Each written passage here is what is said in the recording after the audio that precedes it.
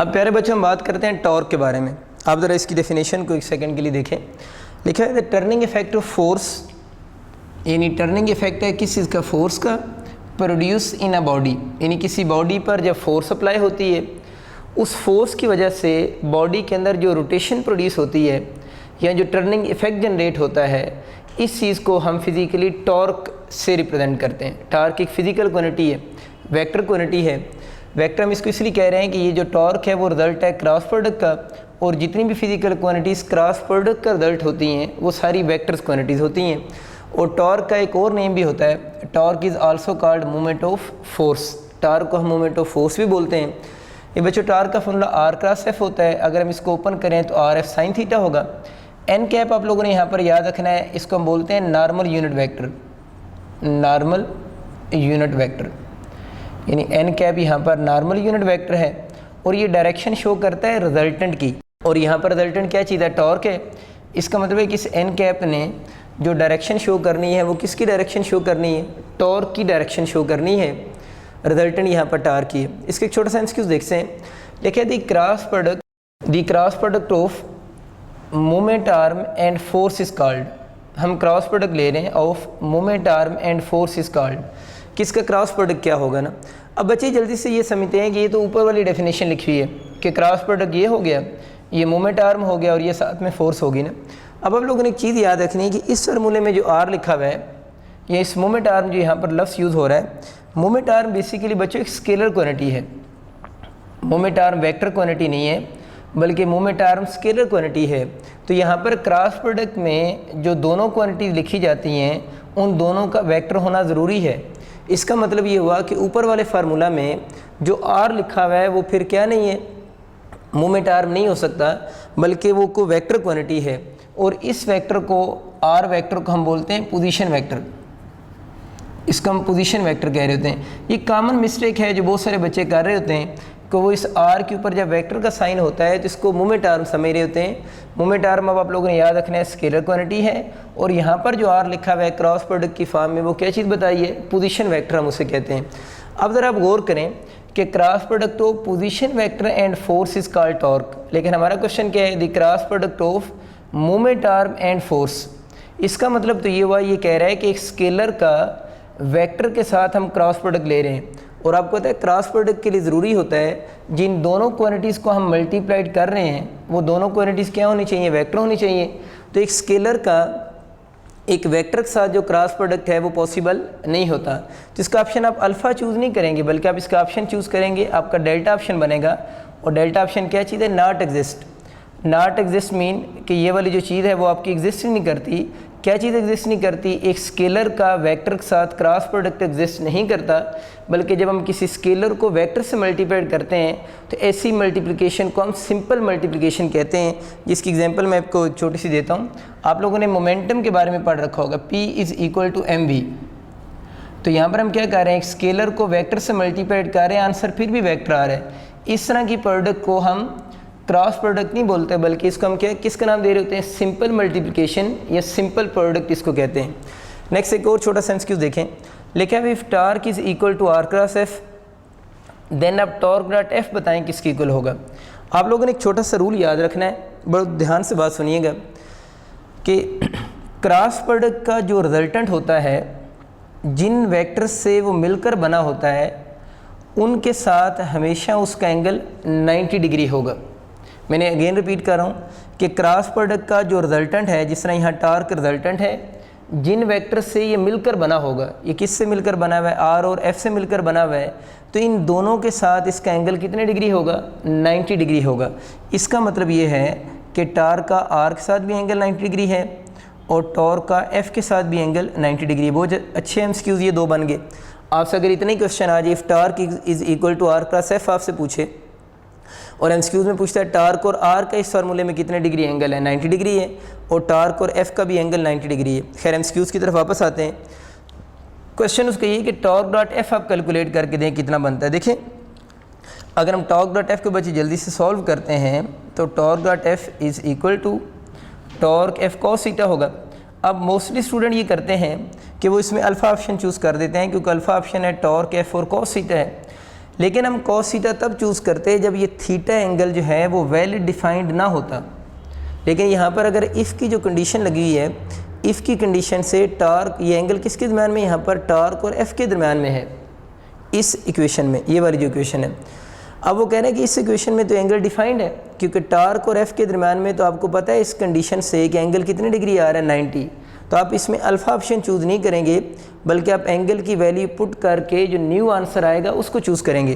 तो अगर मैं इसमें वैल्यूज पुट करता हूँ तो ये बन जाएगा टॉर्क एफ कॉज ऑफ कितने डिग्री 90, और कॉज 90 पे बचे क्या होता है 0 होता है, तो आपका आंसर क्या आ जाएगा 0। तो इसका ऑप्शन अब आप अल्फ़ा चूज़ नहीं करेंगे, इसका ऑप्शन आप लोगों ने चार्ली ऑप्शन चूज़ करना है कि टॉर्क डॉट एफ जो होगा वो इक्वल टू क्या होगा 0 होगा। टॉर्क की अगर हम बच्चे मैग्नीट्यूड की बात करें तो हमें याद है उसकी magnitude R F sine theta होती है।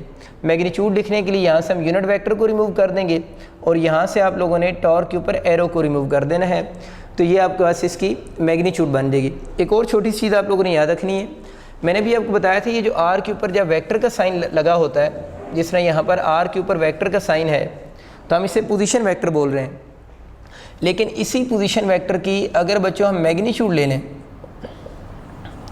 इसी पोजीशन वेक्टर की जो मैग्नीट्यूड होगी उसको हम मोमेंट आर्म कह सकते हैं। बहुत काम की बात है कि इस फार्मूले में आर खुद जो है वो वेक्टर क्वांटिटी, उसे पोजीशन वेक्टर कहते हैं, लेकिन इसी की मैग्नीट्यूड को हम फिर क्या बोल सकते हैं, मोमेंट आर्म कह सकते हैं। इट मीन्स कि जब इस फार्मूले को मैग्नीट्यूड की फॉर्म में लिखेंगे तो अब इस आर को क्या बोल सकते हैं, मोमेंट आर्म कह सकते हैं। अब वो पूछ रहा है कि टॉर्क की मैक्सिमम वैल्यू अगर आपसे एमसीक्यूज में आ जाती है किस एंगल पर होगी, तो आप लोगों ने याद रखना है टॉर्क की मैक्सिमम वैल्यू किस एंगल पर होगी, 90 डिग्री के एंगल पर होगी। और अगर इस फार्मूले में हम 90 पुट करें तो साइन 90 पे 1 हो जाएगा, और टॉर्क का मैक्सिमम वैल्यू का फार्मूला आर इंटू एफ होगा। यानी टॉर्क खुद किस एंगल पे मैक्सिमम है 90 डिग्री पर, और अगर उसकी वैल्यू पूछेगा तो आर इंटू एफ होगी। फिर अगर आपसे पूछता है टॉर्क की मिनिमम वैल्यू कितनी होती है, वो 0 होती है, और किस एंगल पर होगी 0 डिग्री पे और किस पे 180 पे। उसकी वजह यह है कि इस फार्मूला में अगर हम थीटा 0 डिग्री पुट करें तब भी आंसर 0 आएगा, अगर हम थीटा 180 पुट करें तब भी आंसर 0 ही आएगा। अब हम दो डिफरेंट फार्मूलाज को कंबाइन करके एक न्यू फार्मूला बनाते हैं। देखिए बच्चे, अभी आप लोगों ने पढ़ा है कि जो आर एफ यहाँ पर लिखा हुआ है, इस आर एफ की जगह पर हम क्या लिख सकते हैं, टॉर्क मैक्सिमम भी लिख सकते हैं। तो अगर इस चीज़ को मैं इस इक्वेशन में पुट कर दूँ तो आपका क्या बन जाएगा, टॉर्क इज़ इक्वल टू इस आर एफ की जगह पर T max into sine theta. ये इंटरेस्ट पॉइंट ऑफ व्यू से काफ़ी इंपॉर्टेंट फार्मूला है। एक इसका एमसीक्यू से ये आ रहा होता है कि आपसे टी और टी मैक्स की रेशियो पूछ सकते हैं, यानी जनरल क्वेश्चन आता है कि टॉर्क की मैक्सिमम टॉर्क के साथ रेशियो बताएं। तो इसी को अगर आप इस साइड पे लाकर डिवाइड कर लें तो इसकी रेशियो क्या बन जाएगी, साइन थीटा ओवर 1 हो जाएगा। अच्छा एमसीक्यू है। एक और क्वेश्चन देखें। क्वेश्चन बच्चों ये है कि एट व्हाट एंगल, मीन आपसे क्या चीज़ पूछ रहा है, वो थीटा आपसे पूछा जा रहा है। Torque become half of its maximum value, torque become half का वर्ड यूज़ कर रहा है, किस वैल्यू का, मैक्सिमम वैल्यू का। यहाँ पर इस हाफ की जगह पर कुछ और भी नंबर हो सकता है। तो क्वेश्चन को अगर मैं मैथमेटिकल फॉर्म में लिखूँ तो कुछ यूँ लिखा है, torque become half of its maximum value. इस स्ट्रक्चर का बच्चे कोई भी क्वेश्चन आ जाए, आप लोगों ने जिसमें टॉर्क और मैक्सिमम टॉर्क की बात हो रही हो, आप लोगों ने उस क्वेश्चन को इसी फार्मूले से कंपेयर करके सॉल्व करेंगे। यानी T equal to T max into sine theta हो जाएगा। कंपेयर कैसे करेंगे ज़रा जल्दी से देखिएगा। टॉर्क टॉर्क से कंपेयर होगा, टी मैक्स से, और साइन थीटा यहाँ पर किससे कंपेयर होगा, 1/2 से कंपेयर होगा। ये बात आपको क्लियर होगी कि यहाँ पर जो भी नंबर होगा, 1/2 हो, 1/4 हो, जो भी नंबर होगा उसको हमेशा आप लोगों ने किससे कंपेयर करना है, साइन थीटा से कंपेयर करना है। साइन थीटा से कंपेयर करने का मतलब ये है कि हम साइन थीटा इक्वल टू 1/2 लिखेंगे। अब आप लोगों ने देखना है कि साइन की वैल्यू किस एंगल पर 1/2 होती है। तो आप सबको याद होना चाहिए कि साइन की वैल्यू किस एंगल पर, 30 डिग्री पर किसकी इक्वल होगी, 1/2 की इक्वल होगी। इट मीन टॉर्क अपनी मैक्सिमम वैल्यू का हाफ जो है वो किस एंगल पर हो जाएगा, 30 डिग्री पर हाफ हो जाएगा। इसके अलावा इस मैंने बताया ना, इस हाफ की जगह पर कोई और नंबर भी हम यूज़ कर सकते हैं। से मैं एक और क्वेश्चन लिख सकता हूँ, मैं लिख रहा हूँ torque become equal to 1/√2 times of its maximum value. तो मैंने अगर आपको ये क्वेश्चन आ जाता है at what angle torque become equal to 1/√2 times of its maximum value, तो मैंने आपको क्या बताया कि यहाँ पर टी मैक्स का जो भी नंबर लिखा होगा उसको किसके इक्वल लिखना है, साइन थीटा की इक्वल लिखना है। तो यहाँ पर बच्चों साइन थीटा किसकी इक्वल हो जाएगा, 1/√2 हो जाएगा। अब आपको याद होना चाहिए कि साइन की किस एंगल पर वैल्यू 1/√2 होती है, तो आपको याद होगा कितनी डिग्री है, बिल्कुल 45 डिग्री। या 45 डिग्री को हम π/4 रेडियन की फॉर्म में भी लिख सकते हैं। एक तो ये बात याद रखनी। इसी का एक और छोटा सा एमसीक्यू देखें। देखिए इससे आपका क्वेश्चन इस तरह आ गया, अगर आपसे एंगल ही पूछा गया है, at what angle torque become 2 times of its maximum value. ये बात ज़रा ध्यान सुनिएगा। अगर ये क्वेश्चन आ जाता है at what angle torque become 2 times of its maximum value, इसको बात को समझने के लिए मैं थोड़ा सा साइन थीटा का बिहेवियर समझना पड़ेगा। आप लोगों ने बच्चों बात ये याद रखनी है, जो साइन थीटा होता है उसकी मैक्सिमम वैल्यू +1 होती है और मिनिमम वैल्यू -1 होती है। यानी साइन थीटा का जो टोटल फंक्शन है वो +1 से लेकर कहाँ तक है, -1 तक है। यानी साइन थीटा की +1 और -1 के अलावा +1 से ग्रेटर वैल्यू जो है उसकी पॉसिबल ही नहीं होती। अब इस क्वेश्चन में मैंने आपको ये बताया था कि यहाँ पर जो भी नंबर लिखा होगा उसको आप लोगों ने किससे कंपेयर करना है, बिल्कुल साइन थीटा से कंपेयर करना है। तो अगर मैं इसको सॉल्व करूँ तो आपका साइन थीटा = 2 हो जाएगा। और हमें पता है कि साइन थीटा जो है उसकी सबसे बड़ी वैल्यू जो है वो किसकी इक्वल है, +1 की इक्वल है। इट मीन्स कि इस स्ट्रक्चर के जितने भी क्वेश्चन आएंगे यहाँ पर जो नंबर लिखा होना चाहिए, इस टी मैक्स से पहले जो नंबर है वो नंबर या तो किसकी इक्वल होना चाहिए, 1 की इक्वल होना चाहिए, या उस नंबर को 1 से बिल्कुल लेस होना चाहिए। ये बात क्लियर होगी आपको। उसकी वजह ये है कि आप लोगों ने उस नंबर को साइन से कंपेयर करना है और साइन की सबसे बड़ी वैल्यू कितनी है, +1 है। तो इट मीन्स कि यहाँ पर जो भी नंबर होगा वो नंबर या तो = 1 होना चाहिए या फिर <+1 होना चाहिए।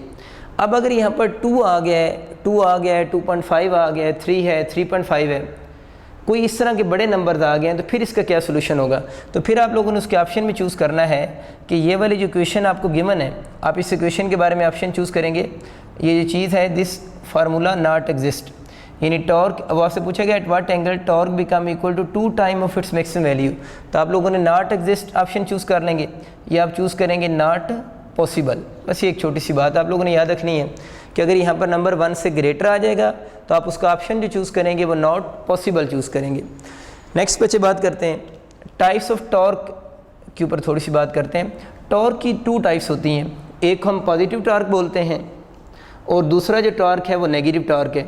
असल में हम टॉर्क को पॉजिटिव और टॉर्क को नेगेटिव बोलते हैं बॉडी की मोशन, बॉडी की रोटेशन की बेस पे, कि बॉडी आइदर क्लॉकवाइज रोटेट कर रहा है या बॉडी एंटी क्लॉकवाइज रोटेट कर रहा है। आप लोगों ने बच्चों याद रखना है कि पॉजिटिव टॉर्क तब होगा जब बॉडी कैसे रोटेट करेगा, एंटी क्लॉकवाइज रोटेट कर रहा है। अगर किसी बॉडी की एंटी क्लॉकवाइज मोशन है तो हम ये कहेंगे उसमें जो टॉर्क प्रोड्यूस हो रहा है वो पॉजिटिव टॉर्क है। इसी तरह अगर किसी बॉडी के अंदर क्लॉकवाइज मोशन है उसकी, यानी कोई बॉडी क्लॉकवाइज अगर मूव कर रहा है तो उसके अंदर जो टॉर्क प्रोड्यूस होगा वो नेगेटिव टॉर्क होगा। नीचे एक छोटी सी मैंने इन्फॉर्मेशन लिखी है जो कि एमसीक्यूज़ के लिए इंपॉर्टेंट है। वो आपसे पूछ रहा होता है कि एक नट है, आप उस नट को ओपन करना चाह रहे हैं या आप उस नट को टाइट करना चाह रहे हैं, टाइट मीन इसको क्लोज करना चाह रहे हैं, तो कौन सा टार्क उसमें प्रोड्यूस होगा। तो आप लोगों ने याद रखना है कि किसी भी नट को ओपन करने के लिए हमेशा उस नट को हम कैसे रोटेट करवाएंगे, एंटी क्लॉकवाइज रोटेट करवाएंगे। और टार्क अगर पूछेगा तो कौन सा टार्क जनरेट करवाना पड़ेगा, पॉजिटिव टार्क। इसी तरह अगर आप किसी नट को क्लोज करना चाह रहे हैं या टाइट करना चाह रहे हैं तो उसके अंदर हम जो टार्क जनरेट करवाएंगे वो नेगेटिव टार्क होगा अगर टार्क ऑप्शन में पूछता है। और अगर वो नट की मोशन पूछता है तो हम बोलेंगे कौन सी मोशन होगी, उसकी क्लॉकवाइज मोशन होगी। अब बच्चों हम डिस्कस करते हैं एक छोटा सा MCQs. The direction of torque of earth, अच्छा अर्थ के टॉर्क की बात कर रहा है। If it is considered as inertial frame, तो ये उसने एक हिंट आपको दे दी है कि अर्थ को हम कंसिडर करेंगे इनर्शियल फ्रेम। आप सबको याद होगा इनर्शियल फ्रेम, वैसे तो अर्थ का जो फ्रेम होता है वो नॉन इनर्शियल फ्रेम होता है क्योंकि अर्थ की मोशन आर्बिटल मोशन है और आर्बिटल मोशन में जो है उसका एक्सेलरेशन स्लाइड जो है वो उसकी वैल्यू एग्जिस्ट करती है, उसकी वैल्यू 0 नहीं है। लेकिन यहाँ पर ये अज्यूम कर रहा है कि अर्थ को हम कंसिडर कर रहे हैं इनर्शियल फ्रेम। अगर हम इनर्शियल फ्रेम कंसिडर कर रहे हैं तो उसका जो टेंजेंशियल एक्सेलरेशन होगा वो =0 होगा, यानी एक्सेलरेशन अलॉन्ग द टेंजेंट 0 होगा। कुछ बच्चे समझते हैं कि इनर्शियल फ्रेम में सेंट्रीपिटल एक्सेलरेशन भी 0 हो जाएगा। तो आप लोगों ने बच्चों याद रखना है कि सेंट्रीपिटल एक्सेलरेशन इस केस में 0 नहीं होगा बल्कि एक्सेलरेशन अलॉन्ग द टेंजेंट 0 हो जाएगा। इन एक्सेलरेशंस का आपस में क्या लिंक है वो इंशाल्लाह हम चैप्टर नंबर 5 में जाकर इन चीज़ों को डिस्कस करेंगे। फॉर द टाइम बिंग अब ये अभी चीज़ें याद रखेंगे कि इनर्शियल फ्रेम में अगर हम अर्थ की बात कर रहे हैं तो एक्सेलरेशन अलॉन्ग द टेंजेंट उसका 0 हो जाएगा लेकिन सेंट्रीपिटल एक्सेलरेशन 0 नहीं होगा। अब हम बात करते हैं एक्सेलरेशन के फार्मूले की। ए टेंजेंशियल का फॉर्मूला होता है आर इंटू अल्फ़ा। आर यहाँ पर रेडियस कंसिडर होगा और अल्फ़ा एंगुलर एक्सेलरेशन है। अब ज़रा खुद सोचो, अगर हम अर्थ को इनर्शियल फ्रेम कंसिडर कर रहे हैं तो acceleration along the tangent zero हो गया, आर इंटू अल्फ़ा, तो उसका एंगुलर एक्सेलरेशन जो होगा वो किसकी इक्वल हो जाएगा, ज़ीरो हो जाएगा। हमारा क्वेश्चन ये है कि डायरेक्शन ऑफ टॉर्क बताएं, यानी आप लोगों ने डायरेक्शन ऑफ टॉर्क बतानी अर्थ की if it is considered as inertial frame. और हम लोगों ने देखा कि इनर्शियल फ्रेम में उसका जो एंगुलर एक्सेलरेशन है उसकी वैल्यू तो क्या हो रही है, ज़ीरो हो रही है। और अभी थोड़ी देर पहले हम लोगों ने एक और फार्मूला पढ़ा था, टॉर्क का फार्मूला होता है आई इंटू अल्फ़ा। तो ज़रा खुद सोचो, अगर इस अल्फ़ा को यहाँ पर मैं ज़ीरो पुट करता हूँ तो टॉर्क की वैल्यू भी क्या आ जाएगी, ज़ीरो आ जाएगी। तो इसके ऑप्शन में लिखा हुआ है एंटी क्लॉकवाइज टॉर्क होगा, क्लॉकवाइज होगा, दोनों में से कोई भी हो सकता है, या नो टॉर्क। तो फिर कौन सा ऑप्शन बनेगा, नो टॉर्क ऑप्शन होगा, क्योंकि इनर्शियल फ्रेम की वजह से ए टी ज़ीरो हो रहा है, जिसकी वजह से अल्फ़ा ज़ीरो हो गया, और अल्फ़ा की वजह से फिर बच्चों टॉर्क भी ज़ीरो हो रहा है। ये बहुत इंपॉर्टेंट एमसीक्यूज़ है, काफ़ी दफ़ा यूएचएस में भी रिपीट हो चुका है ये वाला एमसीक्यूज़। ज़रा देखते हैं इसको क्या हो रहा है। इसमें कह रहे हैं कि ओ पी आपका पोजीशन वेक्टर है और इस पॉइंट पी पे एक फ़ोर्स एफ अप्लाई हो रही है और ये फ़ोर्स इस वर्टिकल लाइन के साथ एंगल थीटा बना रही है। अब क्वेश्चन उसका ये है कि which of the following is correct formula of torque, यानी आपसे पूछ रहा है करेक्ट फार्मूला बताएं किस चीज़ का, टॉर्क का।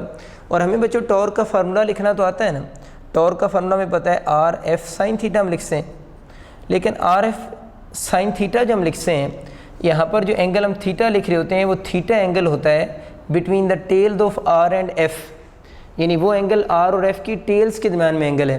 तो आप ज़रा ये देखें, ये जो यहाँ पर थीटा गिवन है वो आर और एफ की टेल्स के दरम्यान में तो एंगल गिवन ही नहीं है, बल्कि वो वाला एंगल तो विद वर्टिकल गिवन है। तो हमने वो एंगल यूज़ करना है यहाँ पर इस साइन के बाद जो आर और एफ की टेल्स में हो। इसके लिए आपको ये जो वेक्टर ओ पी है जिसको हम आर से डिनोट कर रहे हैं, इसको आपको एक्सटेंड करना पड़ेगा। यानी अब यूँ समझ लें कि आपके पास अब ये आर की लाइन है, अगर ये आर की लाइन को आप लोगों ने एक्सटेंड कर दिया है तो ये अब आर की टेल है, ये एफ़ की टेल है। हमें असल में ये वाला एंगल चाहिए। अब ये वाला एंगल हम कैसे कैलकुलेट करेंगे, अब ज़रा गौर करें, ये टोटल एंगल कितने डिग्री बन रहा है, बिल्कुल आप ठीक कह रहे हैं 90 डिग्री है। अगर ये 90 डिग्री है तो ऊपर कितना आ रहा है, थीटा एंगल है। हमें तो ये वाला एंगल चाहिए ना, तो कैसे निकालेंगे, इस 90 में से थीटा को माइनस करेंगे तो क्या बनेगा 90 माइनस थीटा। इसका मतलब ये हुआ कि इस डायग्राम के लिए टॉर्क का फार्मूला अगर लिखना चाह रहे हैं तो यहाँ पर थीटा यूज़ करेंगे 90 माइनस थीटा, बल्कि वो एंगल यूज़ करेंगे जो आर और एफ़ की किसके दरम्यान में होगा, आप इसको आर कह सकते हैं, आर और एफ़ की टेल्स के दरम्यान में एंगल है। तो इस डायग्राम के अकॉर्डिंग वो थीटा नहीं है बच्चों, वो कितना है 90 माइनस थीटा है। तो यहाँ पर आप लोगों ने थीटा की बजाय क्या चीज़ लिखेंगे, 90 माइनस थीटा लिखेंगे। अब आप इसको ज़रा सॉल्व करते हैं। ये एक फार्मूला आप लोगों ने याद रखना है, साइन ऑफ 90 माइनस थीटा जो होता है that is equal to cos theta होगा। इट मीन कि साइन 90 माइनस थीटा को हम कॉस थीटा लिख सकते हैं, और इस केस में जो टॉर्क का फार्मूला बन जाएगा वो आर एफ कॉस थीटा हो जाएगा। तो बच्चे अक्सर जल्दी में R F sine theta choose करते हैं, लेकिन इस डायग्राम में formula R F sine theta नहीं होगा, बल्कि बच्चों आर एफ क्या होगा, कॉस थीटा होगा। क्यों होगा उसको हम लोगों ने डिस्कस कर लिए। इसी डायग्राम के लिए मैंने एक और एमसीक्यूज़ भी लिखा है, बहुत अच्छा एमसीक्यूज़ है वो भी। उसमें लिखा है which of the following is correct for maximum torque. बहुत सिंपल एमसीक्यूज़ है कि मैक्सिमम टॉर्क के लिए कौन सा ऑप्शन करेक्ट है, और किस डायग्राम की बात कर रहे हैं, इसी डायग्राम के लिए मैक्सिमम टॉर्क के लिए करेक्ट ऑप्शन बता रहा है। क्वेश्चन को फर्दर आगे देखते हैं। इसमें ये थीटा लिखा हुआ है, यानी ये सारी values A B C option है थीटा के लिए, लार्ज स्मॉल वैल्यूज़ हैं, और ये ओ पी है। ओ पी यहाँ पर उसका मोमेंट आर्म आप कह सकते हैं, अगर वेक्टर फॉर्म में बोलेंगे तो वो पोजीशन वेक्टर है। अब अगर हम इस डायग्राम के अकॉर्डिंग देखें तो हमें पता है इस डायग्राम के लिए टॉर्क का formula R F sine theta नहीं है, बल्कि इस डायग्राम के लिए टॉर्क का formula R F cos theta है। इट मीन्स कि आप लोगों ने इस क्वेश्चन का जो आंसर करना है, मैक्सिमम टॉर्क आप लोगों ने बनाना है, तो आप फार्मूले किस से आंसर करेंगे, आर एफ कॉस थीटा से आंसर करेंगे। यहाँ पर आर जो है वो किसको शो कर रहा है, ओ पी को शो कर रहा है। वो तो हमें नज़र आ रहा है कि टॉर्क का और आर का तो आपस में डायरेक्ट रिलेशन है, और आर बच्चों यहाँ पर किसको शो कर रहा है, ओ पी को शो कर रहा है। मीन जितना आर की वैल्यू ज़्यादा होगी इट मीन्स उतना ही ओ पी ज़्यादा होगा, उतना ही टॉर्क भी ज़्यादा होगा। तो इसमें ओ पी की बात तो सिंपल है, ओ पी को मस क्या होना चाहिए, लार्ज होना चाहिए। तो ऑप्शन ए भी हो सकता है और ऑप्शन सी भी हो सकता है, क्योंकि सी ए में भी ओ पी लार्ज है और सी में भी ओ पी लार्ज है। जिसका मतलब ये कि ये तो सिंपल सी बात है कि जितनी आर यानी ओ पी की वैल्यू ज़्यादा होगी उतना टॉर्क ज़्यादा होगा।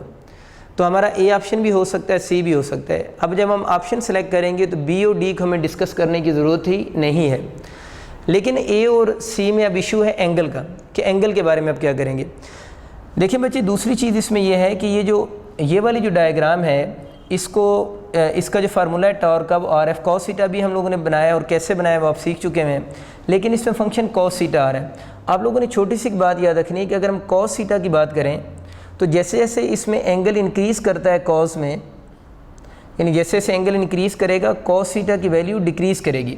उस बात को आप यूँ समझ सकते हैं, मैं आपको छोटी सी एग्जांपल देता हूँ। देखिए बच्चे, कॉस 0 डिग्री, जब मैंने यहाँ पर 0 डिग्री पुट किया तो आंसर 1 आया है, और अगर मैं यहाँ पर कॉस 90 डिग्री पुट करता हूँ तो अब आंसर 0 हो जाएगा। इसमें मतलब कि जितना एंगल यहाँ पर हम बड़ा पुट करेंगे उतनी कॉस थीटा की वैल्यू, बिल्कुल आप ठीक कह रहे हैं, कम होना शुरू हो जाएगी। इसका मतलब ये हुआ कि जितना हम एंगल बड़ा यूज़ करेंगे उतनी किसकी वैल्यू कम होगी, कॉस थीटा कम हो जाएगा और टॉर्क भी फिर कम हो जाएगा। तो हमें तो क्वेश्चन में पूछा गया है कि आप वो ऑप्शन चूज़ करें जिसमें टॉर्क क्या होना चाहिए, मैक्सिमम होना चाहिए। तब हम क्या करेंगे, हम फिर इस क्वेश्चन में कौन सा एंगल यूज़ करेंगे। अगर हम स्मॉलर एंगल यूज़ करें, क्या यूज़ करें, स्मॉलर एंगल, जितना थीटा स्मॉल होगा, जिस तरह आप यहाँ 0 डिग्री पे मैक्सिमम वैल्यू आ रही है, जितना थीटा स्मॉल होगा उतनी किसका आंसर बड़ा आएगा, कॉस थीटा उतना ज़्यादा आएगा, और जितना बच्चों कॉस थीटा का आंसर ज़्यादा होगा उतना टॉर्क भी मैक्सिमम होगा। तो बड़ी सिंपल सी बात होगी, इट मीन्स कि कॉस का जब भी फंक्शन आए, आप इसका शॉर्टकट बना लें, कॉस फार्मूले में जब भी आए, जब आप एंगल स्मॉल यूज़ करेंगे तो कॉस थीटा का आंसर देख लें मैक्सिमम आ रहा है, और अगर आप एंगल लार्ज यूज़ करेंगे तो कॉस थीटा का आंसर क्या आ रहा है, मिनिमम आ रहा है। अब हमें यहाँ पर टॉर्क को क्या बनाना है, मैक्सिमम बनाना है। अगर टॉर्क को मैक्सिमम बनाना है तो जो आप थीटा यूज़ कर रहे हैं उसको हम क्या यूज़ करेंगे, मिनिमम।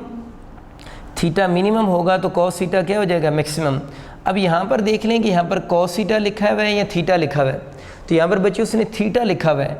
थीटा मिनिमम होगा तो cos theta maximum, cos theta maximum तो मीन टॉर्क मैक्सिमम। अब आप मुझे बताएं आपका करेक्ट ऑप्शन सी होगा या ए होगा। डेफिनेटली सी ऑप्शन होगा, क्योंकि उसमें थीटा क्या लिखा हुआ है, स्मॉल। थीटा स्मॉल होने से फिर रिपीट कर रहा हूँ, कॉस थीटा लार्ज और टॉर्क भी लार्ज हो जाएगा। तो इसमें आपका ऑप्शन जो करेक्ट बनेगा वो सी ऑप्शन होगा। बहुत अच्छा एमसीक्यूज़ है।